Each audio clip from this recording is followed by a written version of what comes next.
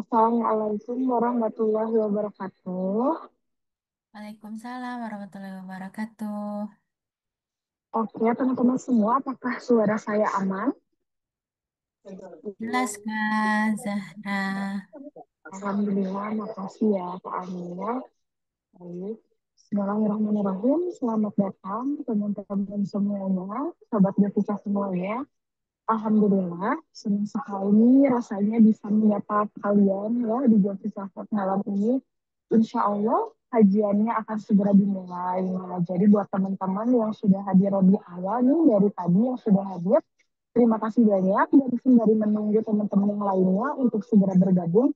Boleh banget nih teman-teman disiapkan dulu catatannya, buku catatannya, pulpennya, atau alat tulis yang lainnya, atau bisa juga teman-teman nambah ini. Misalkan mau di sampingnya ada cemilan, mau air putih gitu ya, biar teman-teman nyaman gitu ya selama menyimak kajian. Oke, teman-teman. Bismillahirrahmanirrahim. Alhamdulillahirrahmanirrahim. Wabihi nasta'inu wa ala umuri wadin. Wassalatu wassalamu ala asrafil anbiya'i wal mursalin. Wa ala alihi wa sahbihi ajma'in amma ba'du. Alhamdulillahirabbil alamin. Segala puji hanya bagi Allah Subhanahu wa taala yang telah memberikan kita nikmat iman, Islam dan kesehatan hingga kita bisa berkumpul kembali dalam kajian online Jafisah malam ini. Salawat dan salam semoga terlimpah curah bagi Nabi besar kita, Nabi Muhammad Sallallahu Alaihi Wasallam kepada keluarganya, sahabatnya, dan seluruh umatnya hingga akhir zaman. Oke teman-teman, di sini saya mau memperkenalkan diri. Perkenalkan nama saya Zahra. Kalau teman-teman yang lain biasa manggil aku Ara gitu ya. Nah, di sini aku sebagai salah satu leader di Hajana juga. Nah, insya Allah di sini saya akan memandu jalannya acara Jovisa malam ini yang mudah-mudahan penuh dengan keberkahan. Amin. Amin.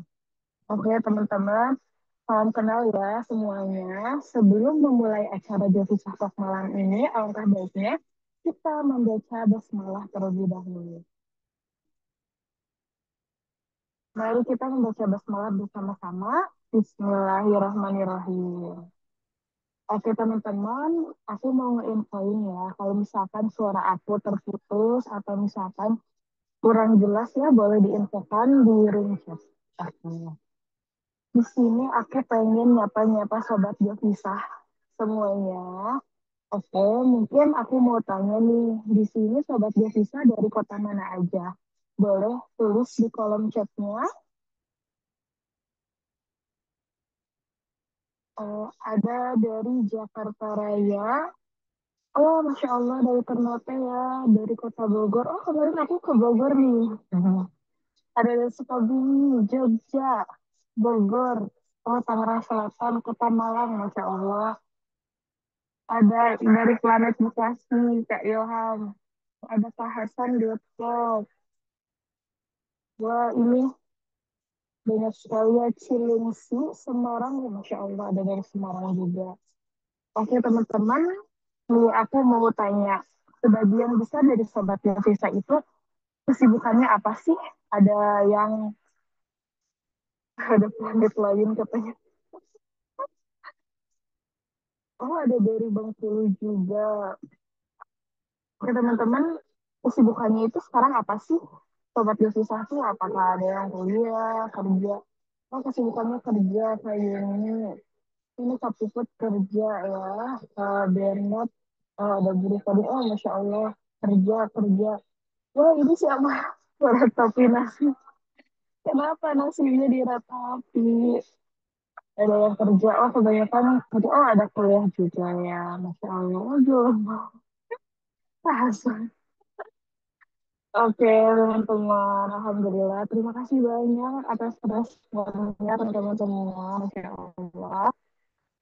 Oke, teman-teman, mungkin untuk membuka acara ini agar semakin didekati, mari kita dengarkan bersama-sama pembacaan Al-Quran yang akan dibacakan oleh Al-Zafira. Halo, Zafira, Assalamualaikum. Waalaikumsalam Wah, warahmatullahi Masya Allah, wabarakatuh. boleh ya. Oleh Kak Zahira, saya persilakan. Terima kasih kepada Kak Zahra sudah mempersilahkan. Oke, baik. Kepada peserta, silakan membuka surat ayat, ayat buka Al-Quran surat Maryam ayat 96. Uzubillahi minasyaitonirrajim. Innal Innalladzina amanu wa amilus solihati sayaj'alu lahumur rahmanu wudda. Artinya, sesungguhnya bagi orang-orang yang beriman dan beramal soleh, Allah yang Maha Pengasih akan menanamkan rasa cinta kami dalam hati mereka. Shadaqallahul azim. Saya kembalikan kepada Kak Ara. Oke, Masya Allah, Alhamdulillah. Terima kasih banyak ya Kak Jafira atas lantunan ayat suci yang telah dibacakan. Semoga menambah keimanan dan kecintaan kita terhadap Al-Quran berkah bagi Kak Jafira yang sudah membacakan dan untuk kita semua yang sudah mendengarkannya. Masya Allah. Oke, teman-teman semuanya, sebelum kita mulai, jangan lupa untuk follow sosial media narasumber kita dan komunitas kita. Jangan sampai ketinggalan info yang menarik. Oke, jangan lupa follow Asep Muhammad Rifai, narasumber kita malam hari ini, Hajanah Network, komunitas kita, Salaha Story, dan Josifah.id. Oke, teman-teman. Pastikan nih, teman-teman udah nge-follow nih. Kalau misalkan ada yang belum follow, jangan lupa untuk follow dulu sebelum acaranya dimulai karena akan ada hadiah tiket kajian online yaitu Timeline Yahudi. Nah, bagi 5 orang pemenang. Nah, gimana sih caranya? Yang pertama itu simak Devisa Talk malam ini sampai selesai, benar-benar sampai selesai ya. Dan buat rangkuman Devisa Talk hari ini dan posting di Instagram berbentuk Reels atau feeds dan bukan hanya story Instagram. Nah, lalu tag Jovisa dan tag Instagram narasumber kita malam hari ini yaitu @asep_muhammad_rifai. Nah, pastikan akun teman-teman di sini tidak boleh private ya. Dan 5 orang yang posting tercepat akan mendapatkan hadiah. Nah, kalau misalkan udah terpilih, teman-teman tunggu aja, panitia akan menghubungi lebih lanjut. Oke, teman-teman jangan lupa di follow-follow ya. Dan teman-teman bagi yang bisa, boleh untuk open kameranya. Nah, kenapa harus open kamera? Biar kita tuh lebih interaktif dan aku juga bisa ngeliat nih teman-teman di sini pasti cantik-cantik dan ganteng-ganteng. Oke, oke teman-teman. Dan sepertinya narasumber malam ini sudah datang ya. Di sini sudah terpampang kegantengannya. Dan teman-teman juga sepertinya sudah tahu ya narasumber kita malam ini siapa dan mestinya sih sudah baca gitu ya di poster yang sudah naik ke Instagram yaitu Kak Asep Muhammad Rifai. Kalau di Hajana itu kita sering bilangnya atau panggilnya Kak Ahmad gitu ya. Nah, beliau adalah salah satu leaders di Hazana, teman-teman, yang mengurusi Jovisa. Nah, beliau juga sangat aktif belajar dalam bidang keagamaan. Dan alhamdulillahnya nih, kalau teman-teman ini gitu ya, beliau juga pernah mengisi Jovisa Talk dengan tema jodoh belum kelihatan, boleh nggak nabung dulu. Nah, yang temanya itu nih, Kak Ahmad tuh sempat ngisi gitu ya. Siapa nih yang dulu pernah hadir juga? Kayaknya sih kalau misalkan yang pertama kali Kak Asep ngisi dan teman-teman hadir pasti udah nih gimana cara Kak Ahmad nyampeinnya. Oke, langsung aja kita sambut Kak Ahmad dengan penuh cinta dan semangat. Halo, Assalamualaikum Kak Ahmad. Waalaikumsalam warahmatullahi wabarakatuh. Kenapa suaranya kecil ya? Atau Tes Kak Kak, Ahmad belum bersemangat ini? tes tes 1 2. Bismillah. Cek, Gimana cek. Kak? Jelas nggak suaranya? Oke, Aman. gimana nih? Aman sih kalau di aku. Oke. Gimana kabarnya Kak hari ini? Alhamdulillah Kak Zahra, halo teman-teman semua. Semoga pada sehat-sehat ya. Alhamdulillah. Gimana sih Kak kesibukannya apa? Sekarang aku kepo nih. Aduh, aku ya masih seperti biasa Kak, Senin sampai Jumat bekerja. Mungkin sama seperti teman-teman semua gitu ya. Ada yang mungkin yang masih kuliah juga nggak apa-apa. Tapi paling tidak bagaimana cara kita untuk tetap produktif setiap minggunya gitu ya teman-teman. Sip-sip emang luar biasa banget nih Kak Ahmad sangat-sangat produktif gitu ya. Oke, mungkin aku pengen tanya dulu nih ya Kak Ahmad. Monggo, Teman-teman monggo. di sini udah tahu belum sih malam ini tuh Kak Ahmad bakal ngebawain tema apa gitu ya. Kita cek ombak dulu nih. Coba tulis di kolom chat. Mana nih belum ada yang nulis. Jangan-jangan nggak tahu nih tema malam ini. Wah gawat nih kalau nggak tahu. Wah, coba mana kok belum ada ya? Jangan-jangan nggak tahu nih tema malam ini itu apa. Oh ada tuh. Yang pertama Kak Putri, quarter life decision atau karir. Saya Fira Nurul. Kak April, Kak apa ya? Oke, mungkin kita malam ini akan membahas tema tentang quarter life crisis, cinta dan karir ya Kak Ahmad. Nah, mungkin sebuah tema ini tuh mungkin aja ya ada dari teman-teman yang pernah atau sedang yang dialami gitu ya. Kadang bingung gitu ya mau lanjut studi atau kerja, kadang bingung merasa tertinggal oleh teman-teman yang sudah menikah atau mapan gitu. Dan kadang dihadapkan pada cinta yang belum pasti juga ada nih atau karir yang belum sesuai harapan. Tapi tenang, kayaknya sih Kak Ahmad di sini malam ini akan mengupas tuntas keraguan kita semua. Mudah-mudahan bisa terpecahkan. Nah, dalam kajian ini kita akan menggali tema tersebut bersama-sama. Oke.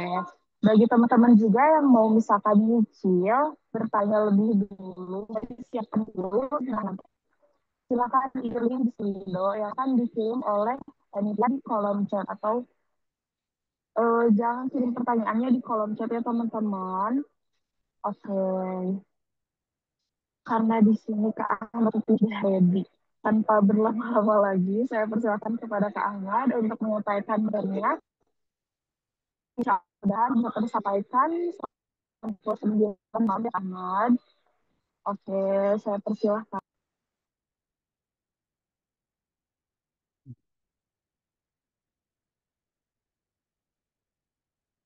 Oke, teman-teman, izin tes dulu kali ya. Ini aku udah share screen, udah muncul belum ya? Sudah. Sudah Oke, Kak, sudah. jelas ya teman-teman ya.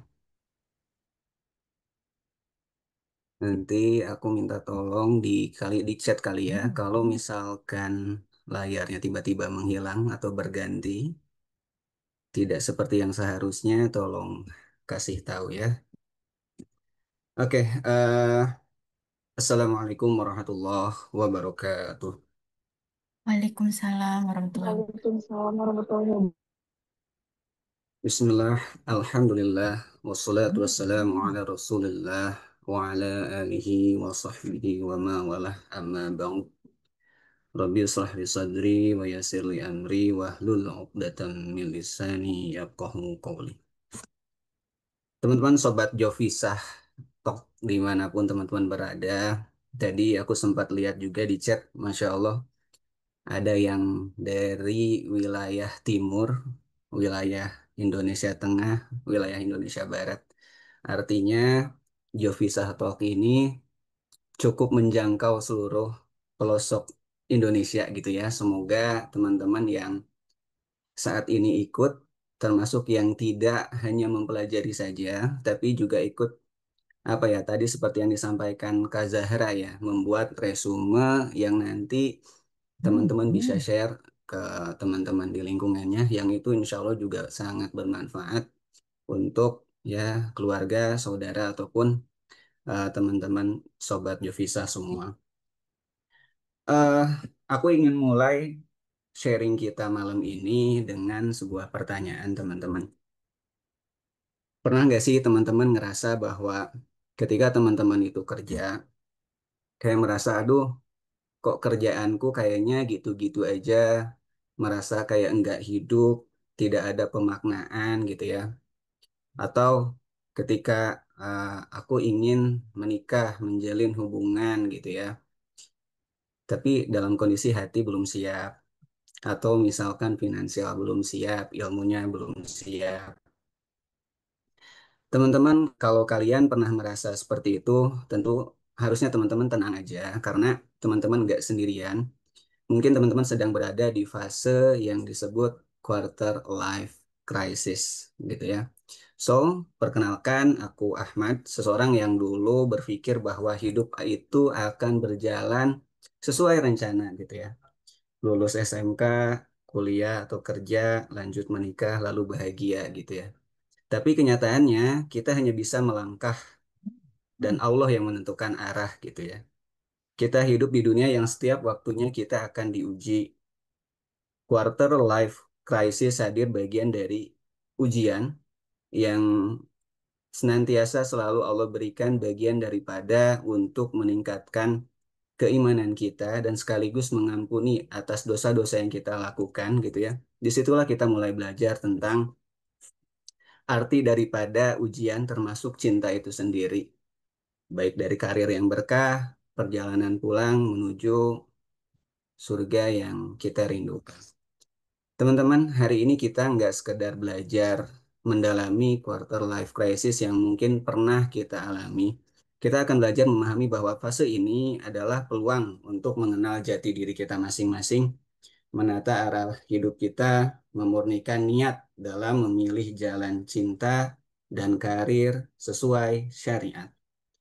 Fun fact-nya adalah, jika teman-teman berhasil memahami fase kritis ini, teman-teman akan lebih tenang dalam meniti karir kehidupan ke depan.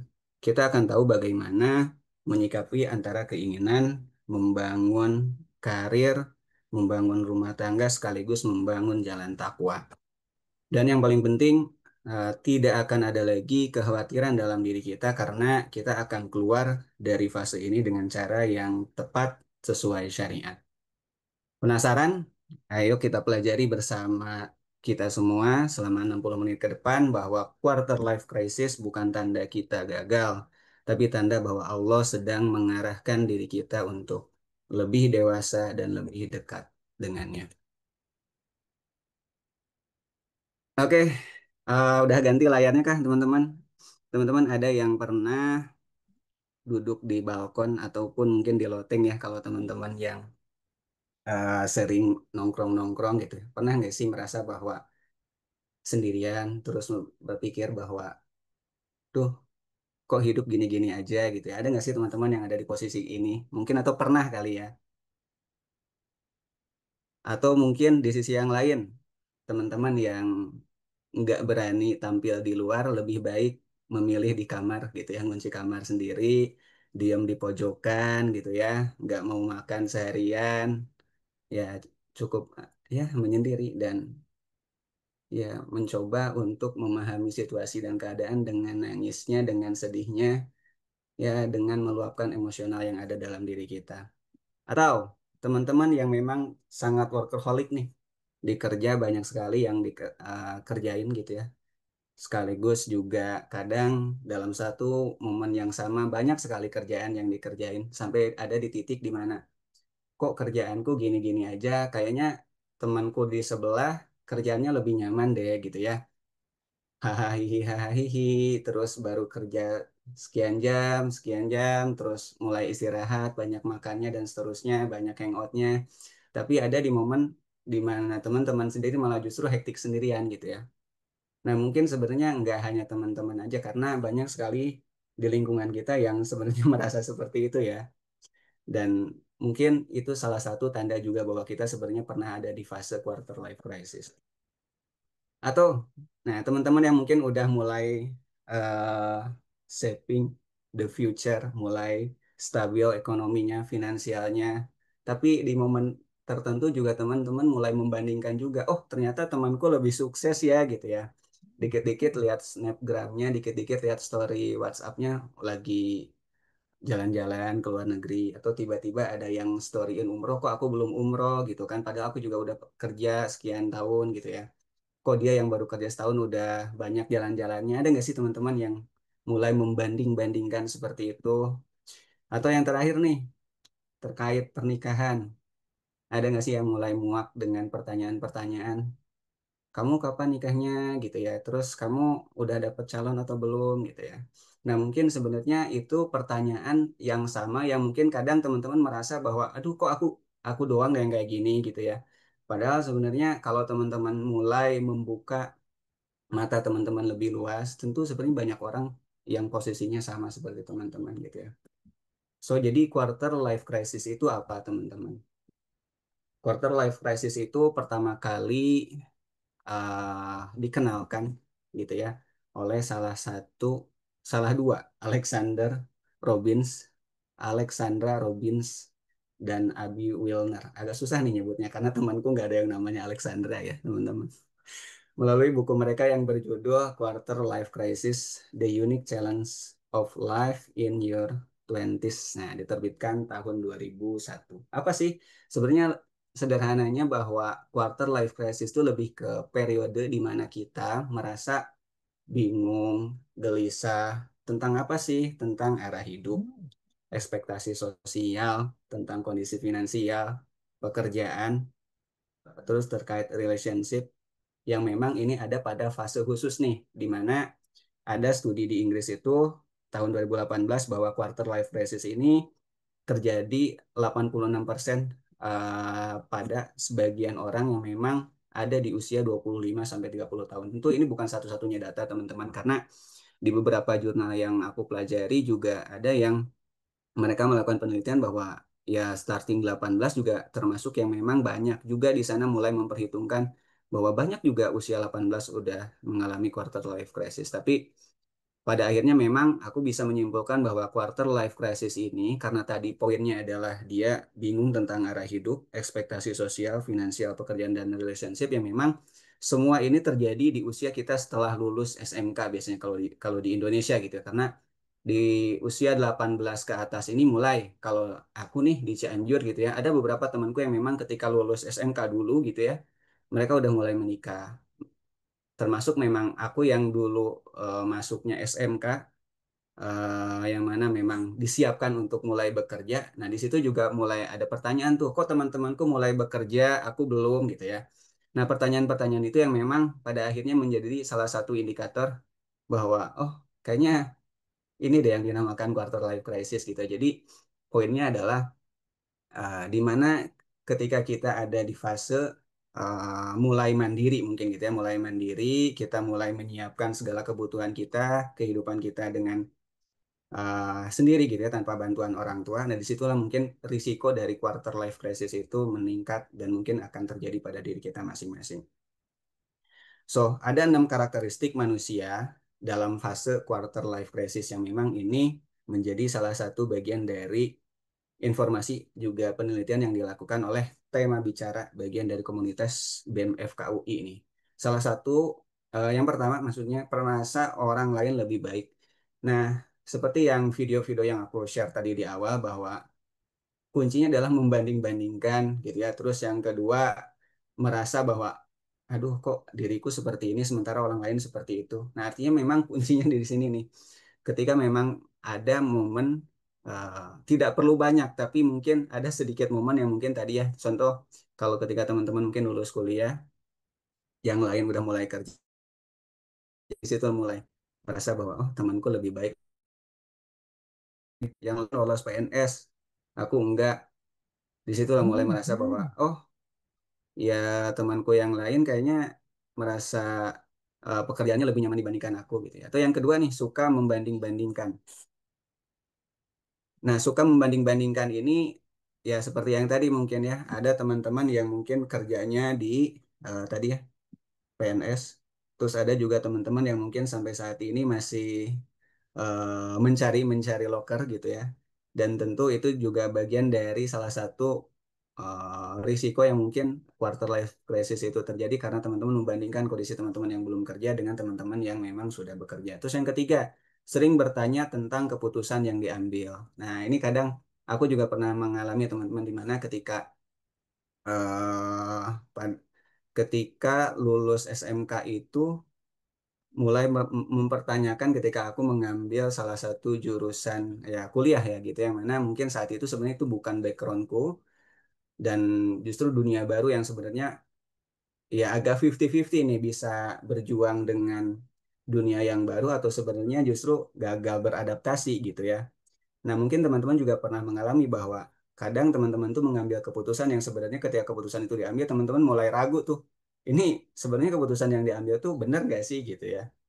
Terus yang keempat, cemas dengan masa depan. Nah, aku juga pernah cemas nih teman-teman. Sama seperti case yang sebelumnya, lulus SMK.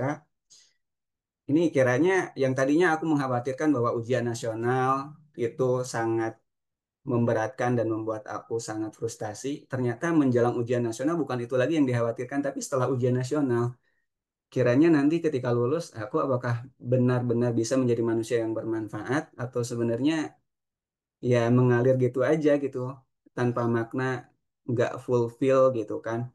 Nah, artinya hal-hal seperti itu yang kadang menghadirkan kecemasan-kecemasan karena kita ya namanya manusia memiliki keterbatasan gitu ya tentang 1 jam, 1 hari, 1 bulan, 1 tahun ke depan yang memang itu menjadi rahasia Allah Subhanahu Wa Taala yang kita tidak bisa tahu tuh.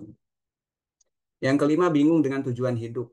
Nah ini yang penting teman-teman karena terkadang yang membuat 1, 2, 3, 4 ini terjadi ya karena kita nggak punya tujuan hidup sehingga ketika kita mau mulai melangkah kita bingung nih gitu ya sama seperti kita mungkin mau apa ya kadang keluar rumah bingung mau kemana gitu kan sementara di depan ada Transjakarta ada MRT ada LRT ada pesawat kita mau kemana tapi punya uang kemana ya bingung nah kita bingung nggak punya tujuan teman-teman kadang itu yang menjadi salah satu penyebab terbesar mungkin ya kenapa quarter life crisis terjadi ya karena kita nggak punya tujuan hidup sehingga dampaknya apa ya tadi kita cenderung mudah depresi gitu ya bahwa beberapa temanku juga sampai ada yang sebenarnya sangat mengkhawatirkan kondisinya ketika dia ada di fase quarter life crisis bahkan sampai di fase terakhir sebelum bunuh diri. Nah, artinya mereka temanku udah mulai konsumsi obat sering gitu ya karena mereka temanku maksudnya cukup cukup bahaya lah kondisinya sehingga psikiater memberikan saran untuk mengkonsumsi obat penenang supaya apa? Pikirannya tidak liar dalam arti ya tadi terus mempertanyakan kondisi dirinya, kondisi lingkungan sampai akhirnya tidak bisa tidur, makan nggak teratur, nggak bisa istirahat dan seterusnya. Karena itu kan memang mengganggu bagaimana kita berkehidupan sehari-hari ya, sehingga depresi itu terjadi dan pada akhirnya membutuhkan obat yang memang untuk menenangkan. Tapi semoga teman-teman semua tidak ada di fase ke-6 ini karena ini cukup bahaya teman-teman karena udah pada fase yang memang perlu diobati bukan hanya secara eh, mental, tapi ya tadi mulai dari juga obat-obatan udah mulai digunakan gitu ya untuk pengobatannya. Oke, lanjut. Nah, kenapa quarter life crisis terjadi? Jadi teman-teman, quarter life crisis terjadi ini kalau aku pelajari sebenarnya ada 2 faktor. Ada faktor internal dan faktor eksternal. Nah, faktor internalnya apa sih gitu ya? Bahwa manusia yang mengalami quarter life crisis dalam fase kehidupannya sangat manusiawi. Nah, artinya memang kita tidak perlu mengkhawatirkan banget gitu ya. Aduh, kayaknya aku lagi di fase quarter life crisis deh gitu ya. Karena sebenarnya ya 98% dari, walaupun kecil ya ini partisipannya 125 partisipan di Indonesia mengalami quarter life crisis. Nah, penelitian dari Ibu Agustina 2022. Nah, artinya sangat manusiawi dan memang sangat, ya ini fitrah dari manusia itu sendiri. Kenapa nanti aku coba jelaskan? Karena Allah juga membahas terkait hal ini dalam Al-Quran gitu ya. Terus ada faktor eksternal, teman-teman. Nah, ini banyak nih. Mulai dari 4,8% sampai yang tertinggi 52% tuh, 52,4%. bahwa faktor yang menjadi penyebab quarter life crisis ini terjadi itu karena dukungan sosial atau pengaruh sosial teman-teman, lingkungan kita, keluarga, di kantor atau teman-teman kita nongkrong itu juga menjadi salah satu penyebab. Karena tadi ya poinnya ada membanding-bandingkan, merasa orang lain lebih baik. Ya, artinya orang yang ditemui, oh ternyata dia mobilnya mewah, atau ketika ketemu lagi, oh kamu ternyata sekarang udah jadi bos gitu ya. Nah, artinya itu poin-poin yang mungkin bisa menjadi pembanding-pembanding yang mungkin tadi menghantui diri kita sehingga quarter life crisis itu terjadi. So, hati-hati dengan lingkungan teman-teman karena ini termasuk menjadi salah satu penyebab eh, dari eksternal kita yang mungkin membuat kita membanding-bandingkan dan merasa tidak percaya diri gitu. Nah, salah satu ayat yang mungkin bisa kita pelajari bersama teman-teman karena Allah pernah berfirman di dalam Quran surah Al-Baqarah 155 sampai 157. Wa nabluwannakum bisyai'im minal khauf wal ju'i wa naqsim minal amwat wal anfus was samarat wa basyirus sabirin. Nah, poinnya di ayat 155-nya teman-teman. Kami pasti akan mengujimu dengan sedikit ketakutan dan kelaparan, kekurangan harta, jiwa, dan buah-buahan. Disinilah kita sadar bahwa ya Allah akan menguji kita dengan itu teman-teman, dengan ketakutan tadi. Ketakutan tentang apa? Tentang masa depan. Masa depan itu terkait dengan finansial kita ke depan, terus karir kita sebagaimana tema kita hari ini, terus percintaan kita dengan pasangan gitu ya. Nah, hal-hal itu yang memang menjadi ujian sebenarnya. Jadi suka tidak suka hal itu sebenarnya akan menjadi ujian yang mungkin akan kita selalu alami gitu ya, baik di usia 25 sampai 30 gitu atau bahkan di atas 30. Tentu hal-hal tersebut yang memang kalau kita yakini ayat ini ya itu akan benar-benar kita alami teman-teman. So jadi nggak perlu kita khawatirin karena ya udah ini sangat manusiawi dan memang fitrahnya manusia seperti itu. Yang menarik di sini adalah ayat berikutnya teman-teman. Bahwa sorry masih di ayat 155. Wahai Nabi Sampaikanlah wahai Nabi Muhammad kabar gembira kepada orang-orang yang sabar. Nah, ini menjadi rumus sebenarnya teman-teman. Seperti kita mengerjakan soal matematika gitu ya. Kita kadang mentok nih nggak nemu rumusnya gitu ya. Ya karena kita nggak tahu rumusnya, kita nggak bisa mengerjakan soal itu teman-teman. Nah, ketika kita dapat ujian tadi ketakutan gitu ya, atau tadi kekurangan harta nih, poinnya apa ya ini? Kabar gembira kepada orang-orang yang sabar. Jadi sebenarnya satu-satunya rumus ketika kita dihadapkan dengan quarter life crisis ya sabar. Makanya sabar tuh pahalanya teman-teman nggak ada batasnya gitu ya. Semakin kita sabar, semakin kita ikhlas, ya semakin besar pahala yang akan kita dapatkan. Gitu ya. Terus di ayat 156. Allazina iza asabathum musibah qalu inna lillahi wa inna ilaihi raji'un. Yaitu orang-orang yang apabila ditimpa musibah, mereka mengucapkan innalillahi wa inna ilaihi raji'un. Sesungguhnya kami adalah milik Allah dan sesungguhnya hanya kepadanya kami akan kembali. Teman-teman, kadang kita itu mungkin hanya mengucapkan innalillahi tadi, mungkin ketika ujiannya kadang ya ketika ada orang meninggal. Kadang ya memang aku pun termasuk yang memang ketika dibesarkan kalimat ini termasuk yang memang hanya diucapkan ketika ada yang meninggal gitu ya. Tapi kesininya ternyata kalau kita dalami ayat ini enggak seperti itu juga teman-teman. Artinya kapanpun kita dapat ujian gitu ya, dan kita ingin termasuk golongan orang-orang yang sabar ya apa tadi ketika mereka ditimpa musibah, ketika kita tertimpa musibah, ya kita membiasakan untuk mengucap innalillahi wa inna ilaihi rajiun. Yuk, teman-teman tentu ini sebenarnya perlu pembiasaan gitu ya kita keluar rumah tiba-tiba apa kesandung gitu ya innalillahi wa inna ilaihi rajiun terus atau di kantor tiba-tiba atasan marah ya udah itu bagian dari ujian ya udah innalillahi wa inna ilaihi rajiun. Ayat berikutnya ulaika alaihim salawatum mir rabbihim wa rahmah wa ulaika humul muhtadun.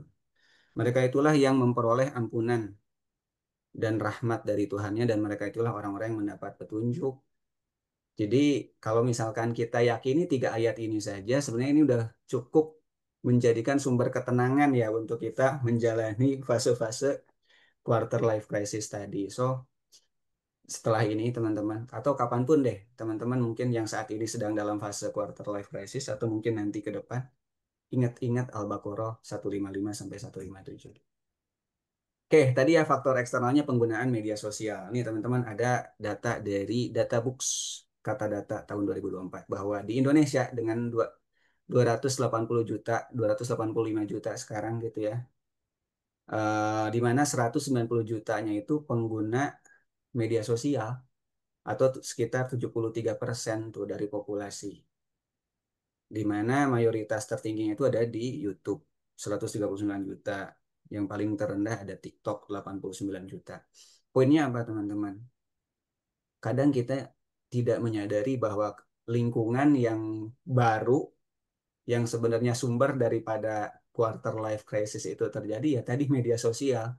Kita sering membanding-bandingkan apa yang kalian atau yang kita pelajari, yang kita temukan di media sosial. Lihat di media sosial ternyata ada salah satu postingan, Cen.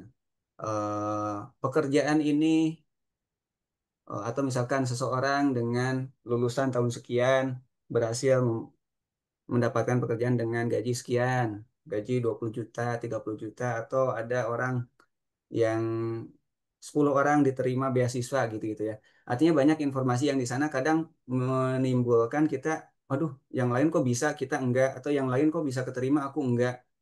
Nah, hal-hal itu yang kadang kita temukan di media sosial yang menjadi sumber dari quarter life crisis itu, teman-teman. Lingkungan yang memang kadang tidak kita sadari, yang mungkin dulu kita hanya menilai bahwa lingkungan itu ya udah keluarga, circle pertemanan atau di kantor gitu ya. Ya udah itu aja, padahal tidak seperti itu karena sekarang kita punya lingkungan baru yang ada di gadget kita masing-masing, teman. Nah, dominasinya pun artinya agak berkorelasi nih, teman-teman. Dominasi pengguna media sosial itu tadi di usia 18 sampai 34 tahun. 50 atau sekitar 54%. Nah, artinya apa? Wajar dong ketika quarter life crisis ini tadi terjadi di usia range 18 sampai 30, ya memang termasuk pengguna media sosial juga mayoritas di usia itu gitu ya.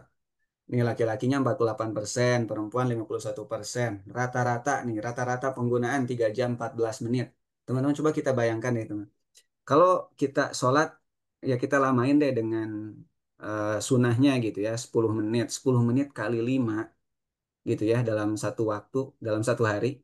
Itu 50 menit teman-teman. Tapi rata-rata pengguna media sosial ini sampai 3 jam 14 menit per hari. Itu kalah banyak gitu ya. Kalah banyak waktu kita bermain media sosial dengan berdoa atau justru bagian dari sholat yang tadi mungkin ya Allah, di momen itulah kita curhat sama Allah, ya Allah tadi kerjaan misalkan apa ya, mungkin pagi subuh teman-teman berdoa sama Allah, ya Allah hari ini mau kerja tolong dimudahkan gitu kan, dilancarkan, dan bagian dari rezeki yang didapat hari ini semoga berkah gitu ya. Siangnya teman-teman ternyata jam 8 jam 10 ada masalah, siang jam 12 teman-teman curhat, ya Allah ada masalah tadi tolong dibantu ya Allah gitu kan, atau atasan tadi marah, ya Allah tolong dibantu kerjaanku biar cepat selesai. Momen-momen itu yang sebenarnya Allah udah sangat baik gitu ya, menyiapkan momen itu 5 kali, 5 waktu sehari.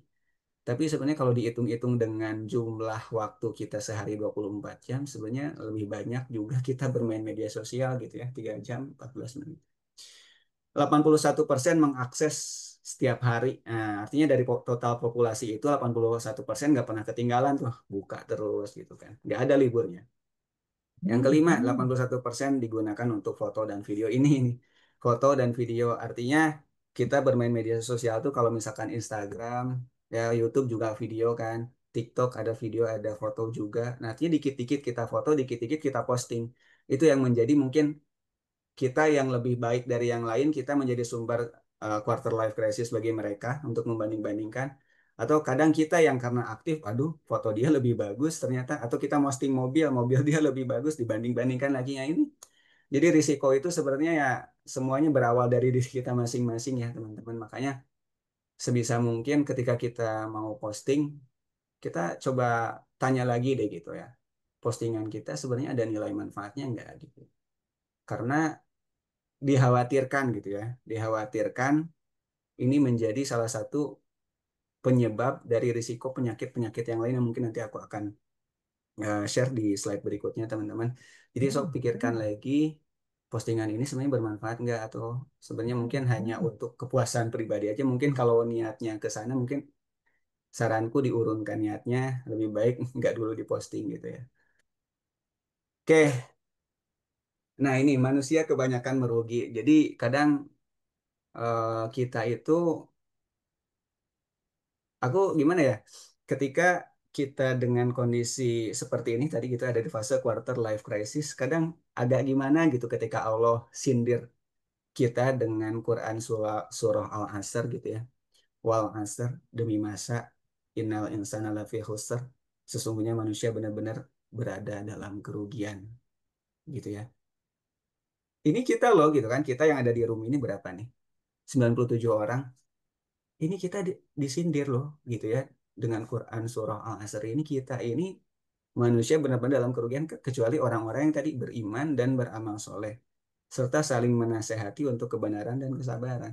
So kita hari ini belajar teman-teman bareng-bareng gitu ya, bahwa pastikan dengan waktu yang kita punya saat ini gitu ya, ya kita benar-benar memanfaatkan untuk apa tadi, untuk iman dan untuk amal soleh. Dan yang paling penting ini, kita nggak cukup soleh teman-teman, tapi pastikan bahwa kita juga bisa mengajak orang lain untuk ikut soleh juga. Walaupun ini salah satu risikonya teman-teman. Ketika kita soleh, ya sama seperti Rasulullah gitu ya, sebelum Rasulullah menjadi nabi, diangkat menjadi Rasulullah gitu ya, di bawah usia 40, Rasulullah termasuk orang yang memang dipercaya gitu ya. Makanya orang-orang Yahudi, orang-orang Nasrani saat itu benar-benar menghormati kehadirannya Rasulullah gitu kan. Tapi ketika Rasulullah telah jadi nabi dan mulai mengajak, menyeru kepada hal yang baik, nah disitulah ujiannya teman-teman. Rasulullah mulai dibenci, mulai dilempari, mulai difitnah dan seterusnya. Nah, artinya salah satu yang menjadi mungkin tantangan untuk teman-teman yang saat ini kita belajar bareng-bareng, tapi ketika kita mulai mengajak orang lain untuk belajar bersama gitu ya, sama-sama untuk memperbaiki diri ya tadi risikonya seperti itu. Nah, teman-teman ada ilustrasi gitu ya di atas. Nah, kita sebenarnya sangat tidak tahu gitu ya bahwa usia kita itu akan sampai kapan, tapi paling tidak kita bisa ambil rujukan dari salah satu hadis riwayat At-Tirmizi bahwa Abu Hurairah radhiyallahu anhu pernah berkata, Rasulullah bersabda, usia umatku umumnya berkisar antara 60 sampai 70 tahun. Jarang sekali di antara mereka melewati angka itu. Aku ambil 60 tahunnya deh teman-teman. Nah, artinya kalau setengahnya itu di usia 30, ya artinya dengan 30 yang udah terlewati kita udah melakukan apa teman-teman gitu ya. Dan masalahnya ya tadi kita nggak tahu sebenarnya apakah kita sampai 60 atau tidak gitu. Jadi kalau misalkan kita ngomong tadi quarter, quarter itu seperempat, ya seperempat dari 60 sebenarnya 15. 15 tuh berarti di sini ya. Dan mungkin kita sebenarnya yang usianya udah 30 sekarang gitu ya, udah bukan quarter lagi gitu.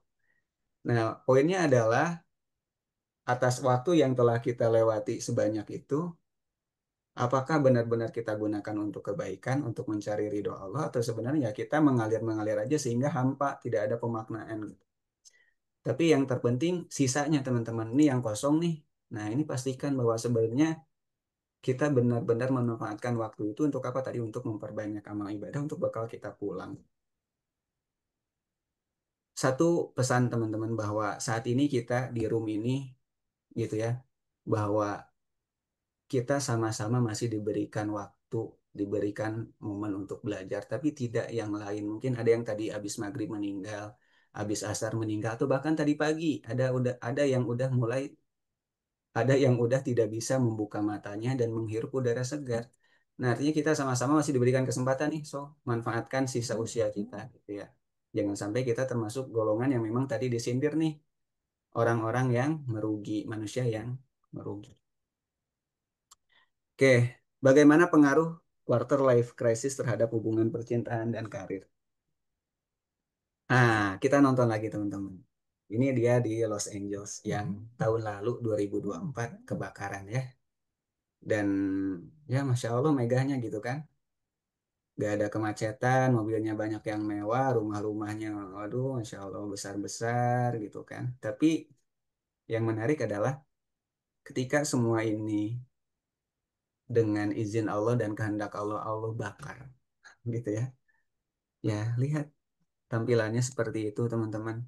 Bahkan fakta yang ditemukan adalah yang pertama disebabkan karena angin gitu ya, karena angin Santa Ana yang mencapai 160 km per jam. Dua, perubahan iklim, meningkatnya suhu panas, kemarau panjang, atmosfer yang gersang, curah hujan menurun 10% sehingga vegetasi kering dan mudah terbakar. Atau tiga dulu deh ini nih. Ini salah satu mungkin yang sebenarnya ini berkaitan dari faktor alam semua ya, angin, iklim, curah hujan gitu ya. Dan quarter life crisis tadi tentu juga akan memiliki faktor-faktor seperti ini yang mungkin sebenarnya itu bagian dari tadi ya ujian Allah Subhanahu wa taala dan mungkin bagian dari faktor eksternal yang bisa membuat ya kita bagian dari orang-orang yang ada di fase itu gitu ya. Dampaknya apa teman-teman? Ya tadi pengaruhnya 231 km persegi area terbakar. Nah, 231 km persegi ini 30%-nya Singapura, teman-teman. Nah, artinya kita bayangkan Singapura 30%-nya terbakar gitu ya, sisa 70% lagi gitu ya. Sehebat itu, seluas itu gitu loh cakupan atau area terbakarnya. Terus yang kelima, 10.000 bangunan hancur. 6, nah ini kerugiannya teman-teman. Kerugiannya hingga 891 triliun. Yang mana ini kalau misalkan kita gunakan untuk membangun Burj Khalifa, menara tertinggi di Dubai, itu sampai puluhan Burj Khalifa bisa kita bangun teman-teman, 30-an Burj Khalifa kita bisa bangun karena kalau nggak salah Burj Khalifa itu 20-an triliun untuk membangunnya gitu ya. Nah artinya sangat banyak yang bisa dibangun nih. Dengan beberapa penyebab tadi gitu ya berdasarkan perhitungan dari ahli ya inilah yang pengaruhnya yang didapat gitu ya. Nah bagaimana dengan quarter life crisis teman-teman bahwa pengaruh pengaruh gitu. Kadang kita suka suka ketukar antara pengaruh dan penyebab gitu ya. Nah, pengaruh ini merujuk pada akibat atau dampak yang ditimbulkan, sedangkan penyebab adalah asal mula atau faktor yang menimbulkan akibat tersebut. Nah, tadi dikatakan bahwa di liputan 6 ya tadi aku ambil beritanya itu penyebabnya karena angin, perubahan iklim, terus terjadilah kebakaran. Nah, ada salah satu rumus yang mungkin kita akan sangat ingat, sangat mudah untuk diingat karena cuman 3 huruf E ditambah R sama dengan O atau event ditambah respon sama dengan outcome-nya nanti apa. Nah, teman-teman, event ini kita peristiwa ini kita nggak bisa modifikasi karena bagian dari takdir Allah yang memang kita aja nggak tahu besok kita akan mendapat ujian apa. Tapi yang bisa kita kontrol adalah respon, teman-teman. Respon ini tentu akan sangat berkaitan dengan kemampuan kita, mental kita, keimanan kita, dan informasi yang kita miliki. Kadang peristiwa itu terjadi, kita bingung nih mau merespon dengan apa, sehingga outcome sebagai hasil yang akan kita harapkan positif bisa jadi malah negatif karena respon kita yang salah. Nah, ERO ini bagian dari formula yang dikenalkan oleh Jack Canfield dalam bukunya The Success Principles. Jadi teman-teman ini sangat rumus yang sebenarnya menurutku sangat bermanfaat. Kita bisa terapkan dalam kondisi apapun di dunia kerja bisa, di dunia yang memang ya tadi masalah ujian kehidupan juga bisa. Coba teman-teman ini jadikan sebuah framework yang ketika teman-teman akan mengambil sebuah keputusan di mana respon itu teman-teman putuskan, teman-teman coba pelajari gitu ya peristiwa ini, responnya ini, nah hasilnya nanti akan mempengaruhi gitu. Oke, tadi gitu ya. Jadi hal apa yang akan mempengaruhi gitu kan? Nah ini pengaruh quarter life crisis. Nih aku coba gunakan rumus tadi ya teman-teman. Ini yang kuning yang agak negatif, yang hijau itu yang positif ya. Tadi poin kita adalah terkait karir dan percintaan nih.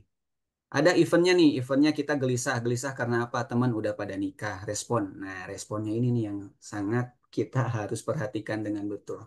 Sehingga respon kita, ya udahlah, teman lain udah bisa nikah, kita juga bisa menikah. Sehingga apa? Kita cari pasangan asal-asalan. Makanya outcome-nya apa? Kita mungkin patah hati, gagal menikah, perceraian terjadi. Yang paling bahaya jauh dari Allah karena tidak sedikit mereka yang ketika diuji dan merasa bahwa kok aku sih yang diuji kayak gini, kok mereka baik-baik aja, sering teman-teman. Beberapa kali aku temuin bahwa banyak sekali orang yang ketika diuji dia membanding-bandingkan dan merasa bahwa kayaknya aku doang deh yang diuji seperti ini. Sehingga mereka yang tadinya apa yang menutup aurat, dia buka auratnya, mereka yang tadinya konsisten sholat wajib mereka tinggalkan karena apa? Merasa bahwa ujian ini tidak adil gitu. Nah, ini yang sangat-sangat perlu kita kritisin termasuk juga jangan sampai itu terjadi pada diri kita gitu. Terus yang kedua pekerjaan. Duh, kita gelisah nih, kita mulai membanding-bandingkan. Kerjaan teman kita lebih baik gitu ya. Nah, respon kita nih ketika kita tahu bahwa pekerjaan teman lebih baik, yang kita malah menyerah atau malah kita malah mendiagnosis diri kita masing-masing bahwa ya memang aku seperti ini gitu kan. Ya udahlah. Ya udah makanya hasilnya kalau nggak stuck pengangguran, kalau nggak pengangguran ya hidup pas-pasan, ya kembali lagi jauh dari atau yang nggak sederhana nih, nggak tahu arah gitu ya. Udah nggak tahu bingung mau ngapain lagi, ya udah nggak tahu arah aja gitu ya. Udah sangat gelisah, bingung mau ngapain lagi, ya udahlah scroll scroll medsos, wah semakin kambuh tuh karena semakin membanding-bandingkan. Akhirnya mageran gitu ya. 24 jam tidur, makan, nggak olahraga dan seterusnya, ya udah akhirnya ya hidup ngalir aja tanpa makna. Sayang kan waktunya tadi kalau misalkan kita tahu aja berapa waktu tuh yang udah kita habiskan untuk malas-malasan dan seterusnya. Nah, ini yang positif teman-teman. Teman udah pada menikah, sabar. Nah, responnya sabar, terus upgrade diri. Nah, artinya kan peluang untuk dapat istri yang solehah, sekufu, sebagaimana Allah akan nikahkan laki-laki yang baik dengan perempuan yang baik gitu ya. Nah, itu yang memang mungkin peluang itu yang bisa kita dapatkan ketika kita sabar dan upgrade diri ketika kita tahu bahwa di lingkungan kita teman-teman seangkatan udah pada menikah. Terus pekerjaan teman lebih baik. Nah, harusnya seperti apa responnya? Ya tadi kita introspeksi, mungkin kita harus pelatihannya lebih banyak lagi, ikut sertifikasi A, sertifikasi B. Dan tidak lupa kita berdoa dan berikhtiar. Ya, alhamdulillah, outcome-nya apa? Yang mempengaruhi juga. Kita sukses, rezeki kita berkah, ya plusnya kita dekat juga dengan Allah. Nah, kalau kita udah nggak tahu arah, ya jangan gitu-gitu aja, tapi kita harus berdoa. Nah, salah satunya nih aktif komunitas, karena yang setelah aku temuin nih, banyak mereka yang sulit cari kerja itu karena sebenarnya networknya terbatas, teman-teman. Sehingga ketika udah males dan networknya terbatas, udah sih, nggak ada yang bisa nolong sebenarnya. Karena ya apalagi gitu kan, nggak ngelamar lewat media sosial atau lewat perusahaan-perusahaan nggak mau, mageran di kamar aja, terus networknya gitu-gitu aja, ya udah sampai kapanpun ya udah gitu kan. Tapi ketika kita doa aktif komunitas ya tadi hidup penuh makna fulfill. Nah ini yang penting teman-teman. Sebab paling banyak yang menyebabkan kematian pada umatku setelah takdir Allah adalah ain. Nah hati-hati dengan respon teman-teman. Kembali lagi respon ini sangat berpengaruh tentang bagaimana kualitas keimanan kita. Terus yang kedua informasi yang kita miliki. Ya kita juga tahu benar salah karena apa kita tahu yang benar yang mana, yang salah yang mana. Tapi walaupun kadang ketika kita udah tahu bahwa ini salah, kadang kita melakukan juga. Kenapa ya? Karena tadi kita tidak akan pernah lepas bahwa syaiton sampai kita nanti wafat, ya mereka akan terus menggoda kita. Makanya penting banget untuk kita setelah selesai sholat itu selalu berdoa untuk apa? Ya Allah lindungilah kita dari apa? Dari segala fitnah, dari segala fitnah akhir zaman, dari segala tipu daya setan gitu kan, dari segala fitnah dajjal. Itu kita coba terus doakan. Kenapa? Karena ya kita, aduh, ketika iman kita turun, mudah sekali kita untuk tergelincir gitu kan. Makanya penting untuk kita tadi ya aktif komunitas supaya apa? Ada teman yang saling mengingatkan. Ketika lihat teman oh posting kajian, kita jadi mau ikut kajian gitu. Gitu ya, teman-teman. Dan ain ini ketika tadi ya respon kita salah, apalagi tadi kita mulai banyak posting foto, video sebagaimana 81% angka tadi. Ini yang bahaya, bahwa ain itu benar-benar ada, andaikan ada sesuatu yang bisa mendahului takdir, sungguh ain itu sangat bisa. sangat bisa teman-teman. Jadi, aduh, hati-hati banget.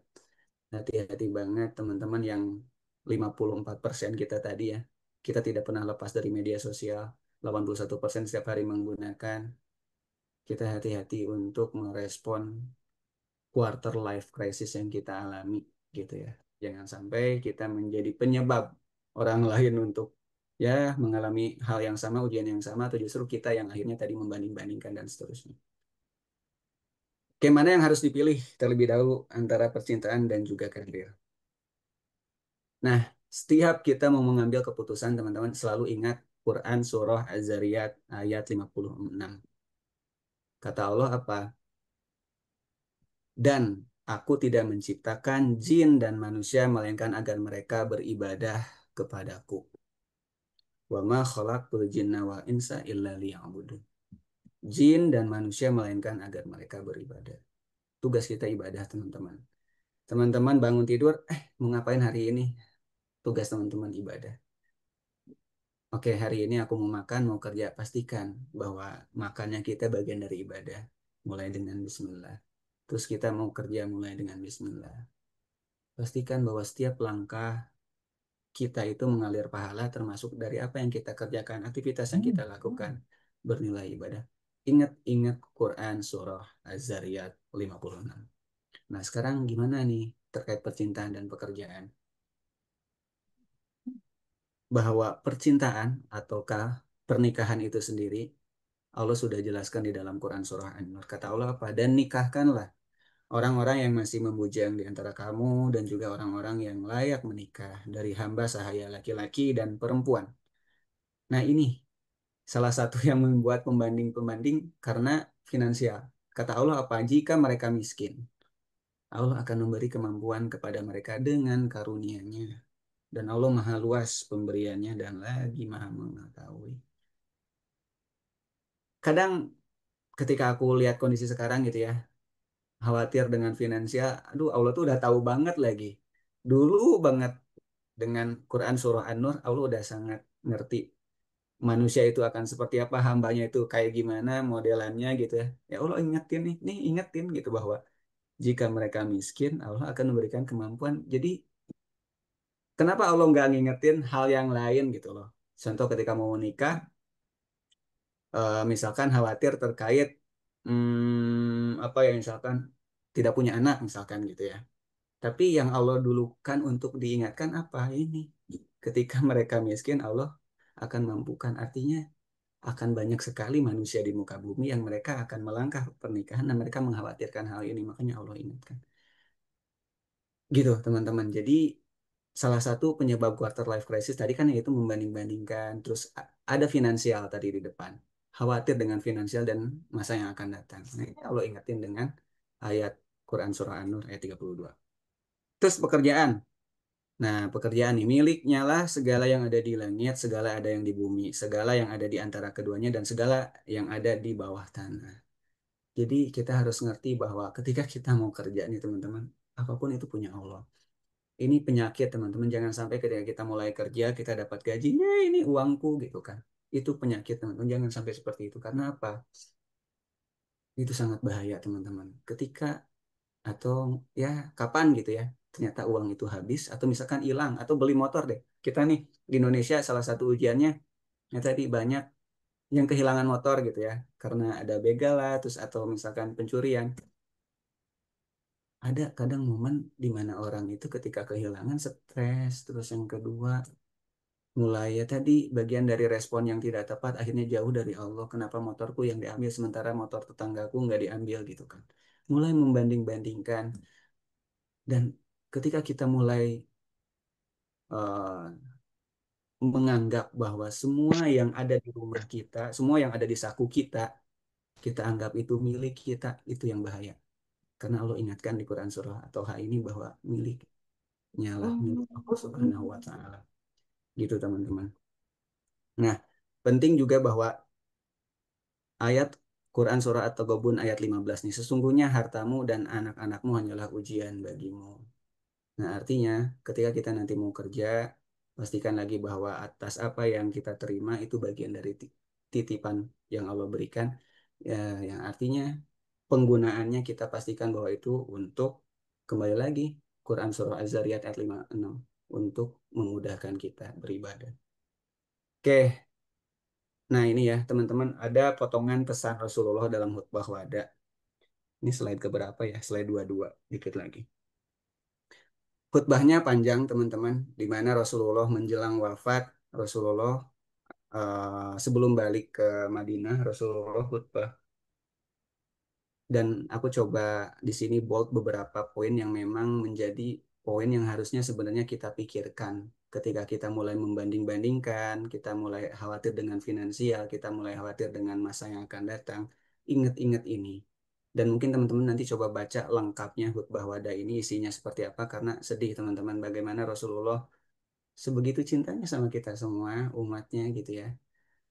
Coba nanti pelajarilah teman-teman. Nah, ini coba aku bacakan yang aku bold aja gitu ya. Niscaya kalian tidak akan tersesat selama-lamanya gitu ya. Ketika eh, Rasulullah mengerti bahwa ada risiko umatnya itu tersesat, makanya Rasulullah mengingatkannya bahwa Allah telah titipkan Al-Quran, Kitabullah, dan tadi sunnah nabinya melalui hadis dan seterusnya bahwa ini sebagian dari sumber petunjuk syariat Islam yang membuat kita sebenarnya sangat tidak mungkin tersesat apabila kita memegang dan menjadikannya sumber hukum yang memang ya bagian dari pedoman hidup kita gitu ya.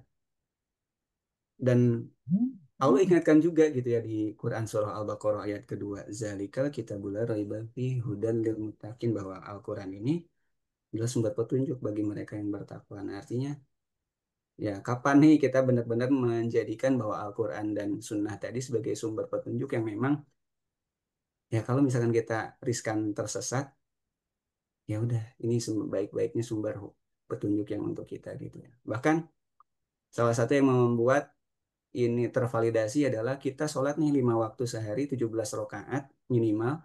Kita selalu baca ihdinas shiratal mustaqim gitu ya. Tunjukkanlah kami jalan yang lurus. Artinya ya gimana? Apakah memang manusia mudah sekali tersesat sehingga kita ya Allah berdoa setiap waktu tunjukkanlah kami jalan yang lurus. Nah ini poinnya teman-teman bahwa di paragraf yang kedua ya laksanakan sholat 5 waktu, berpuasalah di bulan Ramadan, bayarkanlah zakat, berhijrahlah, berhajilah ke Baitullah. Taatilah pemimpin kalian, niscaya kalian akan masuk surga. Jadi sebaik-baiknya yang sebenarnya kita harus lakukan ya ini nasihat Rasulullah sebelum wafat. Wahai manusia, laksanakanlah sholat 5 waktu, berpuasalah, bayar zakat, dan berhajilah gitu. Jadi salah satu sebenarnya sumber dari rukun Islam itu ya tadi sebenarnya ya Rasulullah validasi juga ketika Rasulullah khutbah atau memberikan nasihat sebelum wafat pada saat khutbah wada. Oke, teman-teman, terakhir nih pertanyaannya. Hal-hal apa saja yang dapat dilakukan untuk menghadapi quarter life crisis? Nah, ini dia rumusnya ya. Alladzina amanu wa tatma'innal qulub wa tatma'innal qulubuhum bizikrillah. Ala bizikrillahi tatma'innul qulub. Nah, artinya apa? Bahwa orang-orang yang beriman dan hati mereka menjadi tentram dengan mengingat Allah. Teman-teman, salah satu poin daripada kegelisahan tadi, ya sebenarnya kita nggak tenang gitu ya. Dan salah satu penyebab kita nggak tenang apa? Ya tadi, ingatlah hanya dengan mengingat Allah, hati menjadi tentram. Mungkin kita kurang ingat kali ya sama Allah, makanya kadang ketika di fase quarter life crisis tadi kita nggak tenang ya tadi, kembali lagi, ya ini sindirannya sangat halus. Kita mungkin kurang tenang ya udah. Coba kita ingat lagi Allah dengan cara apa? Di sini zikrullah, zikrullah, zikir tuh makanya jenisnya banyak, nggak harus kita apa yang paling mudah ya tadi ada kalau setelah sholat gitu ya subhanallah 33 kali, alhamdulillah 33 kali, terus takbir 33 kali. Tapi yang paling gampang teman-teman kemanapun misalkan mau keluar dari rumah istighfar istighfar, ingat Allah terus karena bagian dari sumber ketenangan. So, jadi ingat teman-teman, kalau misalkan tadi pertanyaannya, hal apa saja yang dilakukan untuk menghadapi quarter life crisis, tadi sumber ketenangan, ingat hanya dengan mengingat Allah. Terus yang kedua, pastikan bahwa teman-teman itu benar selalu ketika mengambil keputusan, ingat bahwa tugas kita itu ibadah. Jadi arahkan semua keputusan kita untuk ibadah. Rencanakan kehidupan setelah kematian, kita tidak pernah tahu kapan kita akan wafat. Sisa usia kita kita nggak tahu. Pastikan bahwa mungkin 1 tahun 2 tahun ke depan yaitu benar-benar kita manfaatkan untuk ibadah gitu ya. Dan perbaiki lingkungan karena tadi salah satu penyebab kita ada di fase quarter life crisis karena kita sering membanding-bandingkan karena lingkungan kita yang mungkin membuat kita. So, teman-teman, jazakumullah khairan kasiron. Sebagai penutup, ini ada rumus tambahan nih. Kata Allah, hasbunallah wa ni'mal wakil. Cukuplah Allah menjadi penolong. Cukuplah Allah sebagai sumber pertolongan. Nah, artinya kadang kita suka minta tolong sama siapa sih? Ini Allah ingetin loh bahwa ya sumber pertolongan hanya Allah. Makanya ketika kita ada di momen apapun, tadi kegelisahan dan apapun, ada ujian di pendidikan, di pekerjaan, ingat Allah. Amparkan sajadah, atau karena tadi Allah sudah siapkan momen yang tepat, ada subuh, zuhur, asar, maghrib. Ini momen itu kita manfaatkan ya Allah, tadi ada masalah. Kita curhat sama Allah. Terus di ayat berikutnya, aduh, aku nggak tambahkan Quran, surah apa ini lupa. Apabila hamba-hambaku bertanya kepadamu Nabi Muhammad tentang aku, sesungguhnya aku sangat dekat. Nah, aku mengabulkan permohonan orang yang berdoa apabila dia berdoa kepadaku. Maka hendaklah mereka memenuhi perintahku dan beriman kepadaku agar mereka selalu berada dalam kebenaran. Teman-teman, sebaik-baiknya tempat mengadu ya tadi Allah dan Allah lah yang sangat dekat dengan kita. Artinya kalau misalkan teman-teman itu nunggu zuhur masih lama, ya saat itu juga teman-teman istighfar, teman-teman doa gitu ya. Jadi stop untuk coba mengalihkan, stop untuk coba mulai membandingkan dan kita membuat pelarian gitu ya. Karena kalau teman-teman stuck dengan sebuah permasalahan, ya kembali lagi ingat Allah karena sumber ketenangan. Terus yang kedua, Allah tuh sangat dekat dengan kita, gitu ya. Jadi semoga teman-teman setelah ini teman-teman mulai bisa bagaimana mencari jalan keluar dari fase kritis teman-teman gitu ya, dari yang tadinya sedih mungkin nanti berakhir kebahagiaan sebagaimana Allah berfirman di Quran surah Al-Insyirah, fa inna ma'al usri yusra. Sungguh bersama kesedihan itu ada kebahagiaan, sungguh bersama kesulitan itu ada kemudahan. Jadi teman-teman coba yakinilah sebagai bentuk semangat setelah teman-teman ada di fase kritis bahwa "Ah, kayaknya setelah ini Allah akan kasih kebahagiaan nih." Karena ya matematikanya seperti itu, hitung-hitungannya seperti itu gitu ya. Setelah kesedihan akan ada kebahagiaan, setelah kesulitan akan ada kemudahan. Dan ini harus dirubah nih teman-teman. Go with the flow. Rubah teman-teman. Jadi go with the plan. Teman-teman mulai buat perencanaan sehingga apa? Hal-hal yang teman-teman mungkin bingungkan ke depan, teman-teman mulai punya framework, mulai punya arah. Kemana teman-teman harus melangkah. Dan ingat setiap teman-teman membuat perencanaan, ingat Quran Surah Az-Zariyat tadi bahwa teman-teman tugasnya ibadah. Apapun yang teman-teman kerjakan, pastikan ada nilai ibadah di sana. Terus yang terakhir, ini nih. Kita bisa menciptakan dampak. Artinya teman-teman bahwa ketika kita sudah mulai menerima kondisi kita, kita bisa mulai memaknai apa yang kita, ya kehidupan yang kita alami saat ini. Di saat itulah kita mulai memikirkan, justru teman-teman di luaran kita mungkin banyak yang perlu bantuan kita, banyak yang tidak bisa keluar dari fase quarter life crisisnya. Yuk teman-teman bantu dan coba ingatkan dan kasih rumus yang teman-teman udah pelajari, bagaimana caranya teman-teman keluar dari fase quarter life crisis ini supaya apa? Teman-teman dapat pahala jariah karena dari ilmu bermanfaat itu ketika teman-teman wafat nanti teman-teman akan mendapatkan pahala jariah yang tidak terputus. Aku kira cukup teman-teman. Mohon maaf atas segala kekurangan. Aku kembalikan ke Kak Zahra.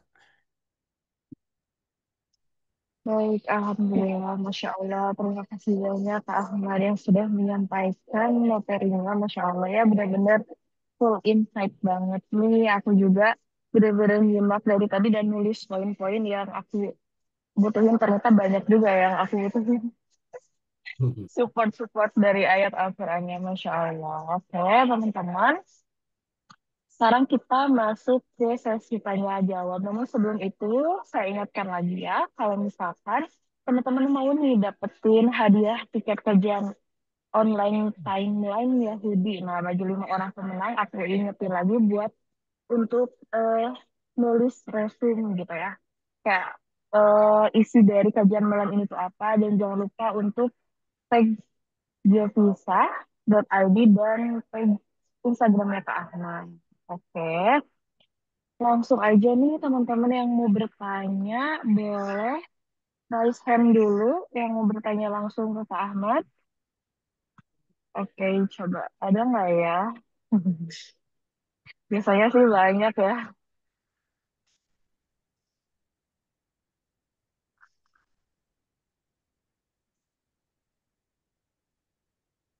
Apakah ada yang mau bertanya? Kalau ada, boleh raise hand.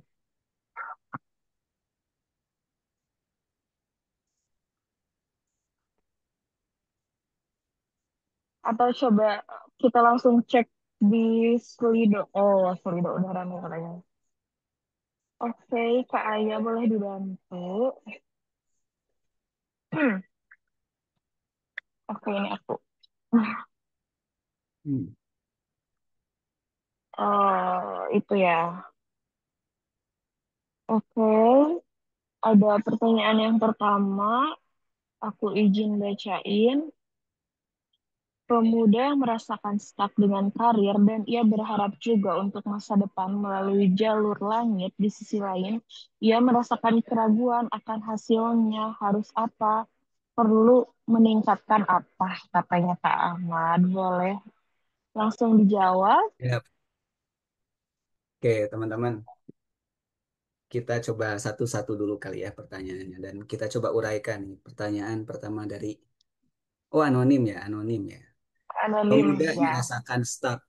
Artinya pemuda di sini sebenarnya bisa kita semua teman-teman karena ya tadi ya 98% loh. Artinya kapanpun sebenarnya kita bisa ada di fase tersebut dan yang kedua mungkin bedanya lebih ke berapa lama kita ada di fase itu karena mungkin ada yang ketika diuji kepikiran sebentar udah langsung tenang. Tapi ada yang mungkin ya ada sampai tahunan nggak selesai-selesai.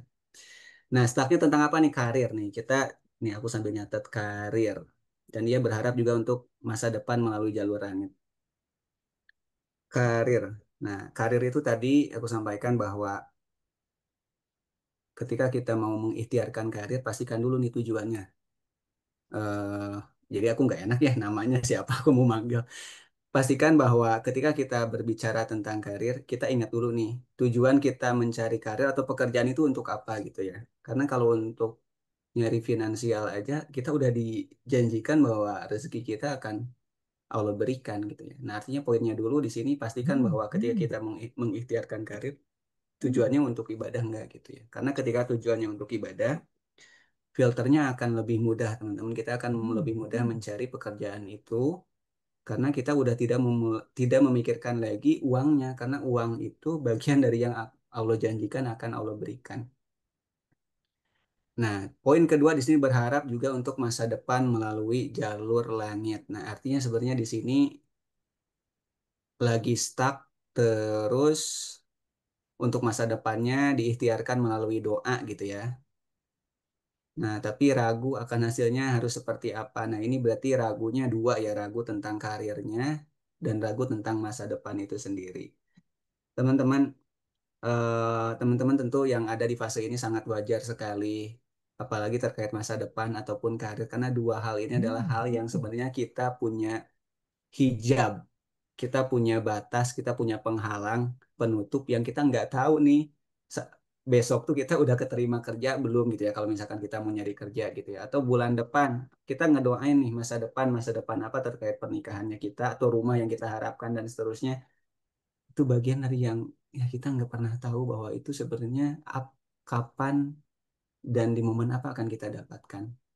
Jadi ketika teman-teman mulai ragu nih, berarti kan sebenarnya ya mulai ada bumbu-bumbu bahwa teman-teman ada di fase quarter life crisis gitu ya. So jadi jalan keluarnya gimana tadi responnya yang teman-teman harus kontrol. Ketika eventnya, peristiwanya udah teman-teman pahami bahwa oke aku ingin mengikhtiarkan pekerjaan, terus aku juga ingin mengikhtiarkan masa depan dengan doa. Terus mulai, nah kondisi di sini ada ragu. Nah ini berarti peristiwanya. Responnya teman-teman. Nah berarti kita mulai uraikan apa tadi poin pertama. Ketika kita mau mengikhtiarkan pekerjaan, kita pastikan niat kita mencari kerja adalah untuk ibadah. So ke depan berarti kalau niatnya untuk ibadah, teman-teman akan mulai mencari kalau ahwat nyari tempat pekerjaan yang menutup aurat. Terus yang kedua, menutup aurat dengan betul ya, karena tidak jarang ada yang boleh menutup aurat tapi tidak seperti menutup aurat. Terus yang kedua, core bisnisnya nih teman-teman mulai nyari, oke, core bisnis yang sebenarnya kalau misalkan jualan, jualan produk yang halal gitu ya. Terus yang ketiga, lingkungannya mungkin. Nah, lingkungan juga bagian yang penting karena tadi sumber daripada quarter life crisis gitu ya.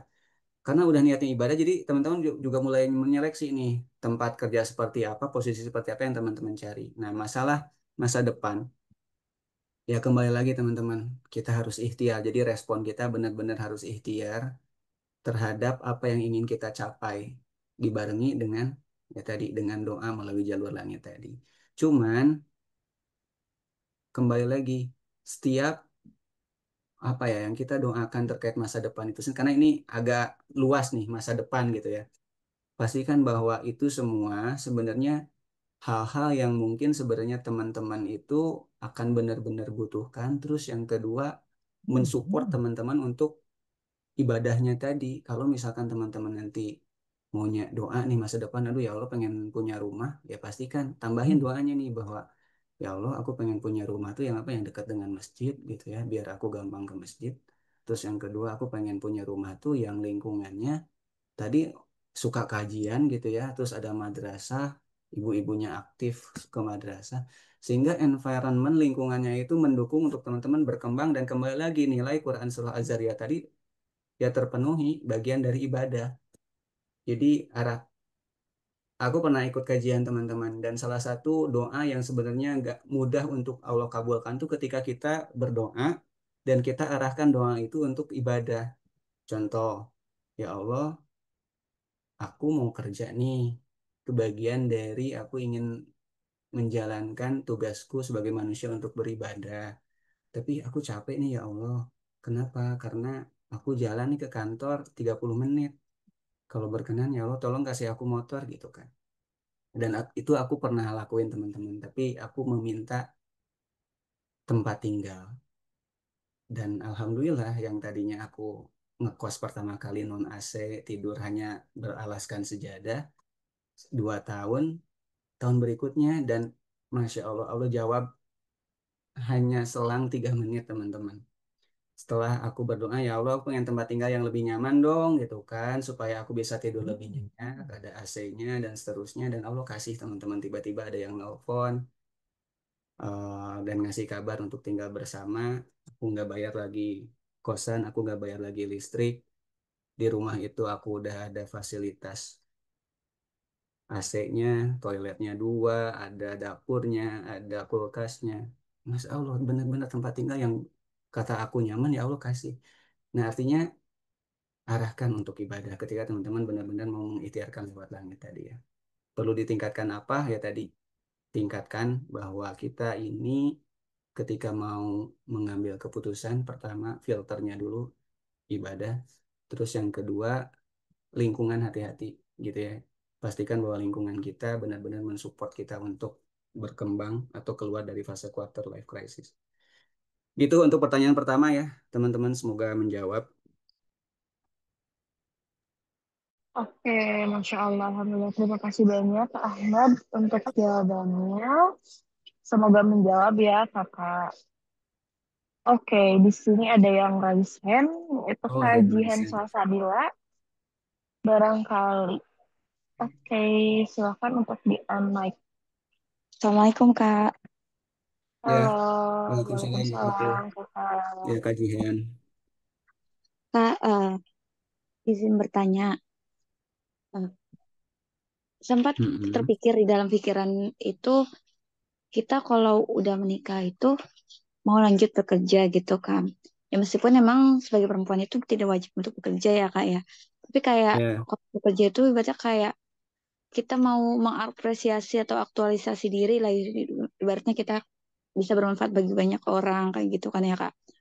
Tapi mm-mm. satu sisi tuh kayak mikir kalau nanti udah nikah terus kerja misalnya pekerjaannya yang sekarang tuh ibaratnya masih belum bagus-bagus banget lah gitu ya Kak, bisa dibilang masih belum jadi kartap juga gitu kan. Jadi kayak mikir nanti kalau udah nikah bakal cari susah kerja nggak ya, kerja susah nggak ya gitu. Soalnya kan ada perusahaan yang mempersyaratkan kadang dari status tidak apa belum menikah kayak gitu kan.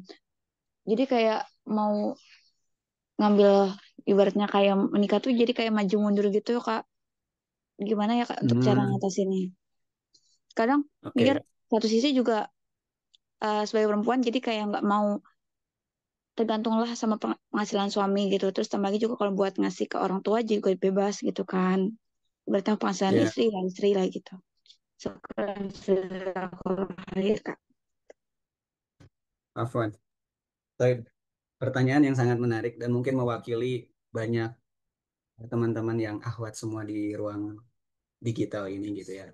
Tentu dengan ya tadi keterbukaan informasi kita bisa melihat bahwa banyak sekali perempuan di luar sana yang sebenarnya sangat bermanfaat gitu ya dengan pekerjaannya, dengan keahliannya. Di sisi lain juga pada akhirnya mendorong kita, mendorong teman-teman yang ahwat untuk, aduh aku juga pengen bermanfaat sih, tapi di sisi lain, aduh aku pengen menikah gitu ya. Apakah sebenarnya pekerjaanku ke depan tadi akan mudah untuk mendapatkan pekerjaan karena persyaratan, harus belum menikah gitu kan. Terus kondisi sekarang pekerjaannya tadi apa belum tetap. eh Pertama, aku ingin jawab dulu bahwa niat Kak Jihan ketika nanti sudah menikah mau bekerja atau tetap bekerja itu bagus, artinya positif. Cuman artinya kalau Kak Jihan sebelum menikah udah bekerja kan bagian dari yang sebenarnya mungkin harus ditanyakan nanti atau harus yang dikomunikasikan bahwa suaminya legowo nggak memperkenankan nggak bahwa Kak Jihan setelah menikah tetap bekerja gitu ya. Ya, sampaikan aja tadi Kak Jihan pengen apa ya? Pengen ibadah lewat cara bermanfaat. Nah, dengan keahliannya, terus yang kedua juga bagian dari dengan apa tadi nggak mau apa namanya tuh nggak mau tergantung gitu ya, nggak mau tergantung dengan suami karena ingin ngasih ke orang tua dan sebenarnya itu disampaikan aja Kak, karena justru itu harus terbuka. Jangan sampai pada akhirnya setelah nanti menikah itu semua yang Kakak Jihan pengenkan, yang Kakak Jihan mau justru tidak disupport suami. Nah, ini yang menjadi poin penting ketika kita setelah menikah tadi, salah satu penyebab pertikaian, pertengkaran dalam pernikahan karena adanya ekspektasi satu sama lain yang tidak terpenuhi. Contoh, suami nih pengen kajian tuh ya udah di rumah gitu kan. Nah, ternyata kajian pengen bekerja walaupun nilainya positif tadi pengen bermanfaat gitu ya. Nah, karena tidak dikomunikasikan di awal, makanya terjadilah pertengkaran bahwa kok kamu nggak bilang kalau misalkan sebenarnya kamu punya goals untuk bekerja dan bermanfaat untuk umat setelah menikah. Nah, mungkin ya tadi suami akhirnya ya tidak siap untuk menerima itu karena tidak ada awahan atau bocoran dulu gitu ya. Nah, mungkin kalau dari sisiku kayak ketika kajian nanti mau kerja setelah menikah, pertama tadi filternya ya. Kalau kajian mau kerja, pastikan ya niatnya memang untuk ibadah dan tadi terchecklist nih bahwa kajian ingin bermanfaat, gitu ya. Terus pastikan bahwa sebenarnya kajian selesaikan dulu masalah apa tadi komunikasi dulu di awal dengan pasangan. Terus yang kedua, pastikan bahwa pekerjaan yang kajian akan pilih benar-benar tidak mengambil porsi waktu yang banyak terhadap kewajiban kajian sebagai istri atau mungkin sebagai orang tua nanti ketika sudah punya anak. Karena sayang banget Kak, gitu apalagi kalau udah punya anak. Mungkin aku punya kasih contoh yang sangat menarik Kak. Jadi aku kuliah tuh pernah nanya, aku kuliah kan di Muhammadiyah gitu ya kajian. Artinya ada mata kuliah yang memang itu berkaitan dengan agama secara langsung. Waktu itu dosennya perempuan kebetulan. Nah, aku penasaran nih kenapa ibu ini bekerja. Nah, gimana kondisi anak-anaknya di rumah? Karena salah satu yang aku pikirkan saat itu ketika banyak perempuan di luar sana jadi wanita karir pada akhirnya menunda untuk menikah, menunda untuk punya anak gitu ya. Ini bagaimana pendapat si ibu nih gitu ya. Aku coba tanya Kak dan ternyata jawabannya Masya Allah ya sangat membuka dan termasuk juga bagian dari yang mungkin aku akan implementasikan ke depan. Kenapa? Ibu ini jawab kayak gini. Waktu itu aku nanya, jadi dosen dan waktunya, Masya Allah, sering kali ibu ketemu di kampus, terus yang kedua ngajar sampai malam. Ini gimana nih suami sama anak gitu ya kajian. Ibunya jawab kayak gini, Sep, ibu itu kerja setelah ibu menyelesaikan kewajiban ibu sebagai istri. Artinya, ibu sudah membesarkan, sebagaimana ibu adalah madrasatul ula, ibu sudah bagian dari membesarkan anak-anak dari mulai usia 0 sampai dengan usia balik. Aku lupa jumlah anaknya berapa, tapi ibu itu baru mulai bekerja setelah semua anaknya usia balik kajian. Poinnya apa di sana? Ibunya nyampaikan bahwa Sep ada namanya tuh Golden Age. Golden Age itu usia 0 sampai 8 di mana anak itu di fase tersebut itu lagi bagus-bagusnya tuh untuk apa ya? Mempelajari motorik dan sensoriknya. Terus yang kedua lingkungannya. Nah, ada ilustrasi yang sangat sederhana, Kak. Kita tahu ada yang namanya stiker. Stiker itu biasanya kalau kita lepas udah ada lemnya tuh. Udah ada lemnya sehingga kapanpun kita tempelkan dengan lemari, dengan buku, itu pasti nempel. Cuman setiap kali kita lepas, misalkan kita tempel ke buku, kita lepas. Terus kita tempel lagi di tembok, kita lepas. Setiap kita ganti tempelan itu akan berkurang kualitas lemnya ya. Sehingga anak juga seperti itu, Kak. 0 sampai 1 tahun sama ibunya nih. Terus anak mulai menyadari, oh ini yang namanya ibu, oh ibu tuh baiknya seperti ini ya. Terus, oh ibu tuh kalau nyuapin aku makan kayak gini ya, gitu dan seterusnya. Nah, terus ketika selesai di sana, ibunya mulai kerja nih. Eh, diskusilah sama suami ini, anakku gimana ya? Oh ya udah kita titipin ke orang tua, titipkanlah ke orang tua karena mertua berarti, mertua mungkin masih ada. Selesai di sana, anak adaptasi lagi nih. Oh, kok biasanya mama kalau ngasih suap makan suka sambil helikopter gitu kan. Nah ini kok si nenek tahu-tahu masukin aja, tahu-tahu masukin aja. Anak mulai mempelajari lagi. Oh mungkin sebenarnya makan itu sebenarnya kayak gini ya. Oh ya udahlah. Terus mainannya gitu kan, mainannya biasa si mama main apa ya mainan anak sekarang main gitu mainan. Kok si nenek nggak pernah ngasih aku mainan ya? Anak juga bingung tuh. Oh apakah sebenarnya mainan tuh mungkin tidak benar-benar boleh aku mainkan atau seperti apa. Anak mulai bingung.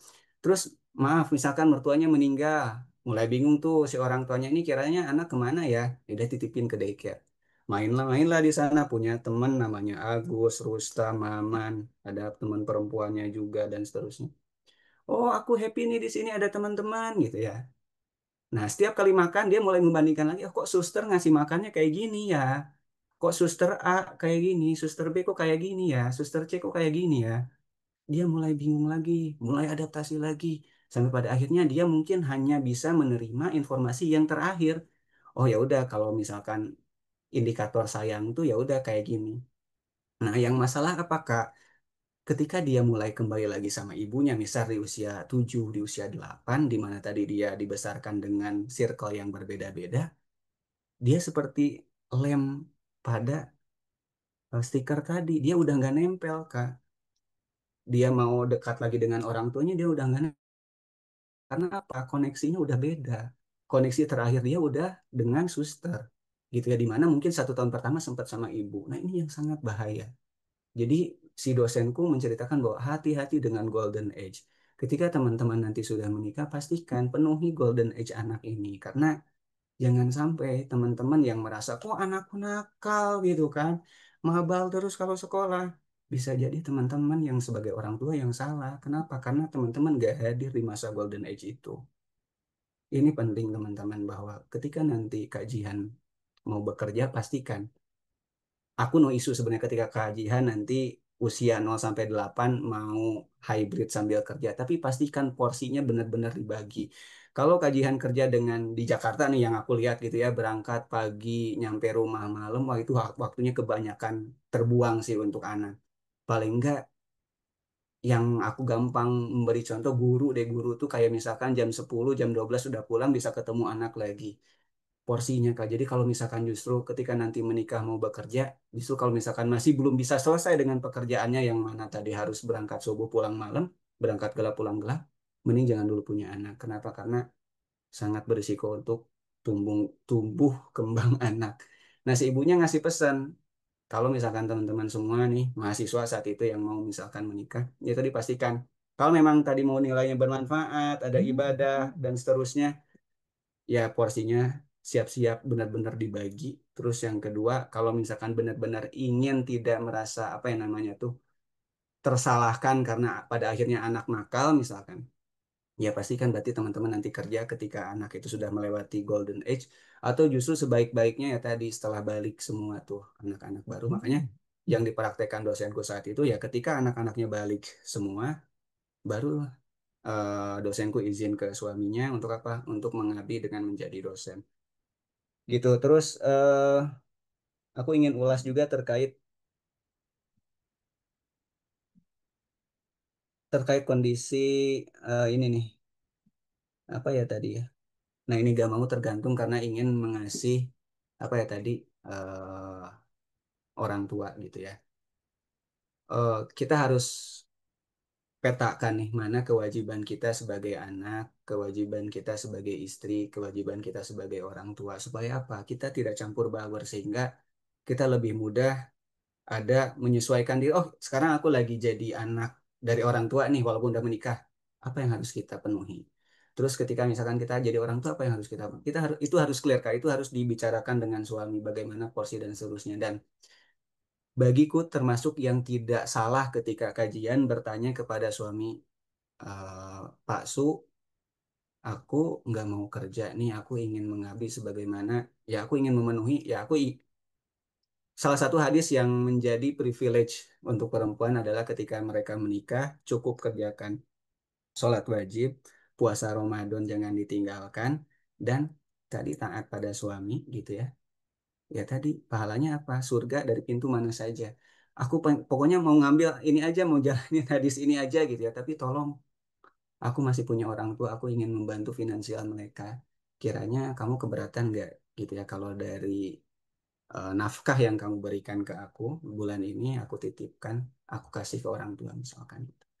Itu termasuk mungkin jalan keluar yang mungkin kalau misalkan nanti kajian dapat suami yang tidak mengizinkan kajian untuk bekerja, tapi itu bisa dikomunikasikan untuk ditanyakan gitu ya. Jadi gitu ya, kalau tadi mau niatnya untuk bekerja untuk beribadah bermanfaat, banyak hal yang harus dipikirkan kajian dan itu juga nggak bisa selesai di kajian, kajian juga harus ngobrolkan juga dengan calon atau dengan suami ya. Oke, seperti Oke, itu. Ya. makasih banyak Kak Ahmad atas jawabannya. Mudah-mudahan kajian bisa memahami apa yang udah disampaikan sama Kak Ahmad. Oke, mungkin satu lagi ya, penanya kita di sini ada yang raisen dari Kak Ramadhani Saputra. Mungkin Kak Ahmad nanti bisa menjawab pertanyaannya secara singkat, dikarenakan waktunya sudah lebih nih. Oh Dan iya, udah siap. bisa tersampaikan secara maksimal. Boleh Kak Ramadhani Saputra, open mic-nya. Ya, Sampaikan pertanyaannya. Terima kasih. baik. Terima kasih moderator dan Pak Asep. Saya ingin menanyakan itu ya. Dari materi yang diberikan oleh Pak Ahmad ini kan lumayan kasuistik gitu ya. Contoh itu tadi katanya temennya mau bunuh diri dan lain-lain. Mungkin kebanyakan dari kita berpikir udah capek lah kasarnya begitu. Cuman kata Allah kan setiap kesusahan pasti ada kemudahan kan. Sampai 2 kali diulang. Tapi kenapa sepertinya tuh kok mudahnya lama amat nih, seakan-akan udah capek gitu ya. Mungkin kebanyakan dari kita juga berpikir wah ini udah nggak bisa terselesaikan kan. Banyak orang yang memilih untuk bunuh diri dan banyak orang juga berpikir kalau bunuh diri kan ada batasan seperti gue masih banyak dosa gitu kan. Itu batas-batasannya. Nah, pertanyaannya adalah gimana ya cara membangun hubungan yang sehat dengan Allah tuh meski keadaan mental tuh jatuh banget gitu. Dengan Oke, rasa kepercayaan terhadap Tuhan tuh menurun lah kasarnya begitu. Gitu, Mas Ahmad. oke, siap. Terima kasih Kak Ramdhani pertanyaannya. Poinnya adalah tadi bahwa dari materi yang disampaikan mungkin salah satu contoh yang disampaikan tadi ya terkait yang meninggal itu kan baik sebenarnya sebaik-baik seburuk-buruknya contoh gitu ya pada akhirnya mereka yang sejauh-jauhnya dan merasa ujiannya paling berat sehingga mereka ya tadi udah mulai dengan obat-obatan untuk penenang karena kalau nggak seperti itu mungkin bisa jadi yang terburuk adalah bunuh diri. Nah, gimana cara membangun hubungan dengan Allah ketika sebenarnya kita lagi jauh-jauhnya nih, lagi menurun-nurunnya gitu ya. Ini mungkin dari experience aku aja gitu ya, Kak Ramadhani. Tentu aku juga pernah di mana ada di masa-masa jauh dari Allah. Artinya kita itu kadang sebenarnya jauh bukan karena eh, kita sebenarnya apa namanya itu tentu yang pertama karena iman kita turun, teman-teman. Ketika iman kita turun, salah satu yang menyebabkan poin berikutnya adalah kita lalai terhadap sholat. Padahal sholat itu, kata Allah, inna sholat tanha 'anil fahsya'i wal munkar. Sholat itu mencegah manusia dari dua sumber keburukan apabila dilakukan dengan benar, yaitu fahsya dan munkar. Nah, segala bentuk hal yang membuat kita lalai karena Allah sehingga kita jauh dari Allah, kita maksiat jalan terus dan seterusnya. Salah satunya ini sholat. Artinya ketika kita ingin dekat dengan Allah, perbaiki sholatnya. Gitu Kak Ramadhani. Simpelnya gini, kita rasain deh. Ketika kita ada di posisi di mana kita salah, terus yang kedua, ternyata sebenarnya kita masih melaksanakan sholat, mungkin sebenarnya ada yang salah dengan sholat kita. Karena harusnya ketika kita melaksanakan sholat dengan baik dan benar, kita tidak ada lagi fahsya dan mungkar yang akan kita kerjakan, yang akan kita lakukan gitu ya. Itu sebaik-baiknya tolak ukur. Nah, maka dari itu, ketika kita mulai merasa bahwa Allah kayak gini atau kita mulai merasa jauh karena mulai membanding-bandingkan dan seterusnya tadi, perbaiki sholatnya. Karena mungkin sebenarnya mulai dari sana kita mulai eh, apa ya mengurai permasalahan kita. Mungkin dari sholat kita belum tepat waktu, pakaian kita belum pakaian yang terbaik. Terus yang kedua, mungkin masih bolong-bolong atau justru kita sholatnya masih segitu aja tanpa pemaknaan. Berapa banyak di antara kita yang mengerjakan hanya sekedar transaksi yonal saja gitu ya. Jadi kalau dari aku ya, dari experience-ku, Kak Ramadhani, aku sangat betul merasakan di mana ketika aku dulu pas SMP, aku sangat mudah berbicara kata kasar gitu ya. Bahkan di mana di posisi di titik yang ketika aku mau jatuh kok aku bilangnya bahasa kasar gitu ya. Kok bisa seperti ini lidah gitu kan. Dan salah satu yang membuat aku balik ada namanya burhan. Burhan itu masukan-masukan yang apa ya positif yang membawa kita menjadi tergiring menjadi pribadi yang lebih baik. Contoh, ketika aku tadi mau jatuh nih, di hati ini kita nggak bisa bohong teman-teman bahwa kata kasar yang keluar dari mulut kita itu buruk. Maka dari itu aku juga cari jawaban nih Kak Ramdhani, gimana nih cara kita membangun lagi kedekatan dengan Allah. Ya, salah satunya tadi aku temukan bahwa ternyata sholatku belum benar. Aku perbaiki sholatnya, bahkan aku sampai di titik waktu itu ya, aku sampai bawa baju ini teman-teman, baju sholat khusus ketika aku ke sekolah, aku bawa sarung, bawa bawa koko gitu, supaya aku benar-benar memastikan bahwa oke, memaksimalkan sholatnya gitu ya. Dan alhamdulillah setelah dari situ bahkan ketika jatuh di toilet pun jadi istighfar teman-teman karena apa? Karena terbiasa tadi. Karena yang bahasa kasar itu udah kemana gitu ya. Nah, mungkin dari aku itu sih. Terus yang kedua, lingkungan Kak Ram gitu ya. Karena di lingkungan kita itu bagian dari yang sebenarnya sangat berisiko membawa kita menjadi pribadi yang seperti apa. So, ini ada komunitas Jovisa, saranku Kak Ramadhani bisa aktif di sini. Kita ada seminggu sekali kita ngobrol dan ngaji bersama seperti ini. Dan itu bagian dari bagaimana kita coba menetralisir lagi mungkin kita selama 1 minggu di pekerjaan banyak negatif-negatif sinyal-sinyal negatif aura-aura negatif ya kita bersihkan di sini supaya pas besok Senin masuk kerja agak tenang gitu Kak Ramdhani ya semoga menjawab. Eh, mau nanya yang tadi yang pertama sih, yang tentang sholat ya. Bahkan beberapa orang yang saya kenal tuh sholat itu malah jadi apa ya, jadi mengganggu karena emang dia udah macam nggak percaya gitu. Jadi ya sholat jadi bolong-bolong yang awalnya sholatnya rajin malah jadi bolong-bolong itu kan eh, hanya cukup teologi ya. Mm-mm. Ya, makanya di saran yang kedua, Karam, kita memang untuk menjaga sholat ikut tetap kualitasnya baik, kita di lingkungan tadi. Mungkin simpelnya gini, atau sederhananya gini. Kak Ram nih ada di posisi titik yang terendah, di mana Kak Ram nggak keterima kerja, nggak keterima kuliah, sehingga aduh bingung aku nganggur gini-gini aja. Ditambah circle-nya ternyata buruk, orang-orang yang belum bekerja juga ya udah mengalir begitu aja gitu ya. Tetapi ketika ada di posisi yang tadi ternyata lingkungan Kak Ram bagus, ya minimal Kak Ram bisa belok ke lingkungan yang bagus tadi sehingga ada yang mengobati itu tadi, oh mereka kajian kita ikut kajian, merasa ya tadi yang masukan-masukan negatifnya tadi mulai tercairkan sehingga apa yang kita rasa tadi, oh Allah nggak adil, ya kita mulai bisa membenahi diri bahwa oh oke ini aku lagi diuji. Makanya ingatan bahwa kita oh ini aku lagi diuji ya aku sabar ingatan itu yang kadang kita hilang sehingga kita jauh kan. Nah bagian dari menjaga ingatan itu tetap ada ya tadi lingkungan kita yang membangun bahwa sebaik-baiknya kita ketika ada di posisi terburuk gitu ya, kalau misalkan tidak ada yang bisa menolong kita selain Allah dan lingkungan kita ya kita jangan sampai akhirnya ya seterusnya seperti itu gitu. Beberapa yang aku temui di kajian mereka itu akhirnya balik lagi ke kajian dan setelah jauh dari Allah karena apa ya bingung di luar nggak ada yang bisa membantu ada temannya yang ngajak ke kajian dan langsung curcol tuh aku kemarin jauh gini dan lain-lain gitu kan pada akhirnya ya lingkungan itu yang membawa dia untuk lebih dekat lagi dengan Allah gitu Kak Ram. Oke, Masya Allah, Alhamdulillah, terima kasih banyak Kak Ahmad atas jawabannya. Mudah-mudahan teman-teman yang tadi sudah bertanya, jawaban dari Kak Ahmad bisa menjawab. Oke, mohon maaf teman-teman semua yang apabila yang udah banyak bertanya di Slido dan tidak terjawab.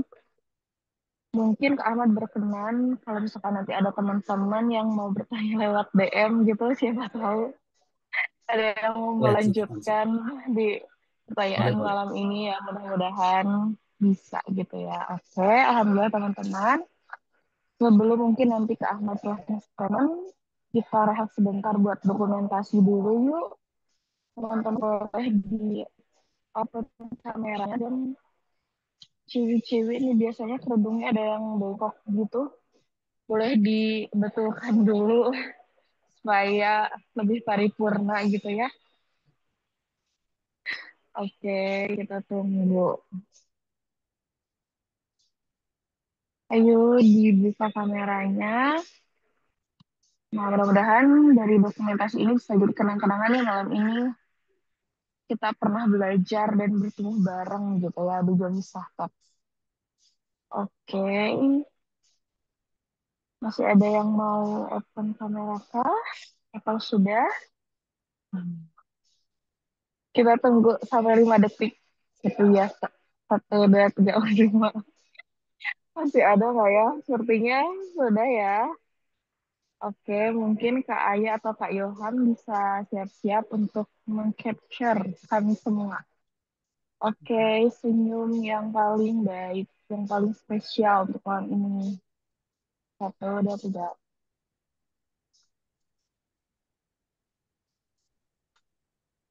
1, 2, 3.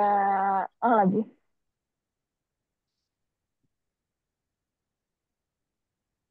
Oke, makasih banyak kakak-kakak semuanya. Masya Allah.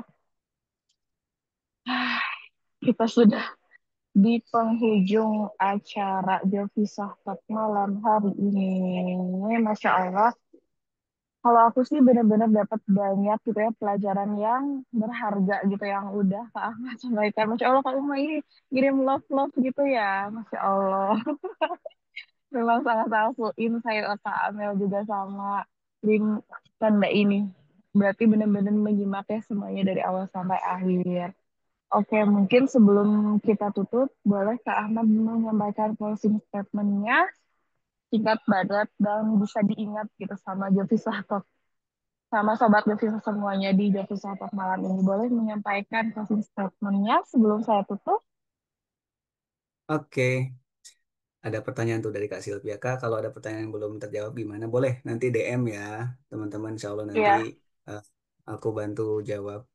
Insya Allah tidak ada Boleh deh. pertanyaan yang terjawab ya. Cuman punten mungkin ada di momen-momen kadang apa namanya itu atau lempar di grup kayaknya lebih menarik ya Kak Zahra. Biar semuanya bisa mempelajari dari permasalahan yang ada. Nah, kita cari jalan keluar bersama. Nah, gitu ya Kak Silvi. Oke, oke, oke. Iya, betul. Bisa juga dilempar di Oke. grup langsung ya. Oke. Atau yang itu aja nanti mungkin Kak Ataya ya yang di Slido. Nanti aku minta list pertanyaannya, nanti aku jawab dan aku share di grup Jovisa gitu ya, teman-teman. Biar yang udah masuk pertanyaan aku bantu jawab dulu. Oke, closing statement ya. Closing statement. Judul kita apa teman-teman? Quarter Life Crisis, cinta atau karir. Teman-teman, kunci dari menjawab pertanyaan ini adalah respons bagaimana daripada rumus yang tadi aku sampaikan ya. Ada event, respon, dan outcome. Respon ini yang teman-teman harus kontrol dengan baik. Karena respon ini sangat berkaitan erat dengan informasi yang teman-teman miliki, kualitas keimanan yang teman-teman saat itu miliki, termasuk lingkungan teman-teman nih. Itu semua yang teman-teman mungkin harap-harap outcome-nya itu sangat positif, nilai 100 dan seterusnya, tapi karena responnya ini sangat tidak tepat sehingga outcome-nya atau hasilnya buruk, ya itulah sebaik-baiknya jawaban yang atau hasil yang teman-teman dapatkan karena respon teman tidak tepat. Jadi penting sekali dalam kondisi apapun nanti teman-teman ke depan, besok gitu ya, ada kegelisahan, gundah, gulana, sedih, kebingungan. Nah, teman-teman cerna dulu, jangan sampai akhirnya teman-teman langsung memutuskan untuk mengambil opsi, baik itu tadi karir atau percintaan. Pastikan bahwa respon teman-teman benar-benar tepat sehingga hasil yang teman-teman harapkan, teman-teman inginkan benar-benar teman-teman dapetin. Aku kira cukup Kak Zahra gitu ya, sekaligus juga aku mohon maaf atas segala kekurangan teman-teman di sini. Aku yang paling banyak berbicara, tentu pasti paling banyak yang banyak salahnya. Aku juga open untuk teman-teman nanti ngasih masukan, kritik, dan saran sebagaimana ada link yang di-share Kak Ataya di chat gitu ya. Nanti insya Allah aku baca bagian dari evaluasi aku untuk kebaikan ke depannya. Jazakumullah khairan kasiran. Wassalamualaikum warahmatullahi wabarakatuh. Waalaikumsalam warahmatullahi wabarakatuh. Makasih banyak ya Kak Ahmad untuk malam ini. Masya Allah mudah-mudahan berkah ya buat kita semua. Alhamdulillah akhirnya kita sampai di penghujung Jovi Talk malam ini. Mungkin sebelum ditutup, mohon kesediaan teman-teman untuk mengisi survei ya agar eh Jovi Talk ini tuh bisa lebih apa ya lebih meningkat gitu ya.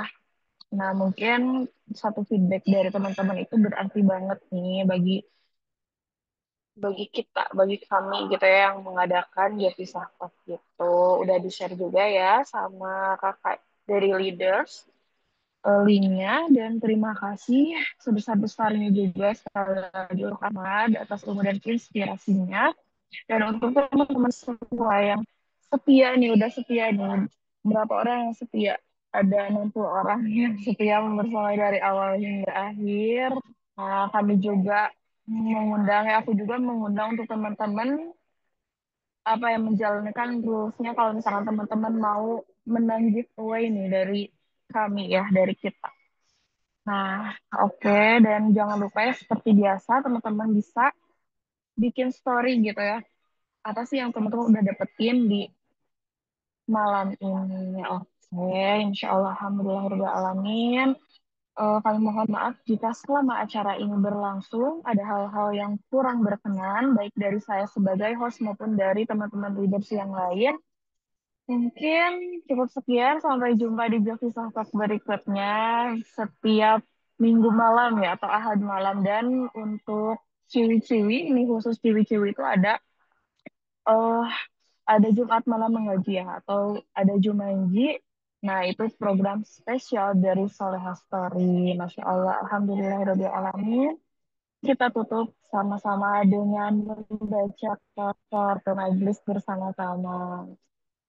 Alhamdulillahirrahmanirrahim. Subhanakallahumma wa bihamdika asyhadu an la ilaha illa anta Astagfirullah wa atubu ilaih.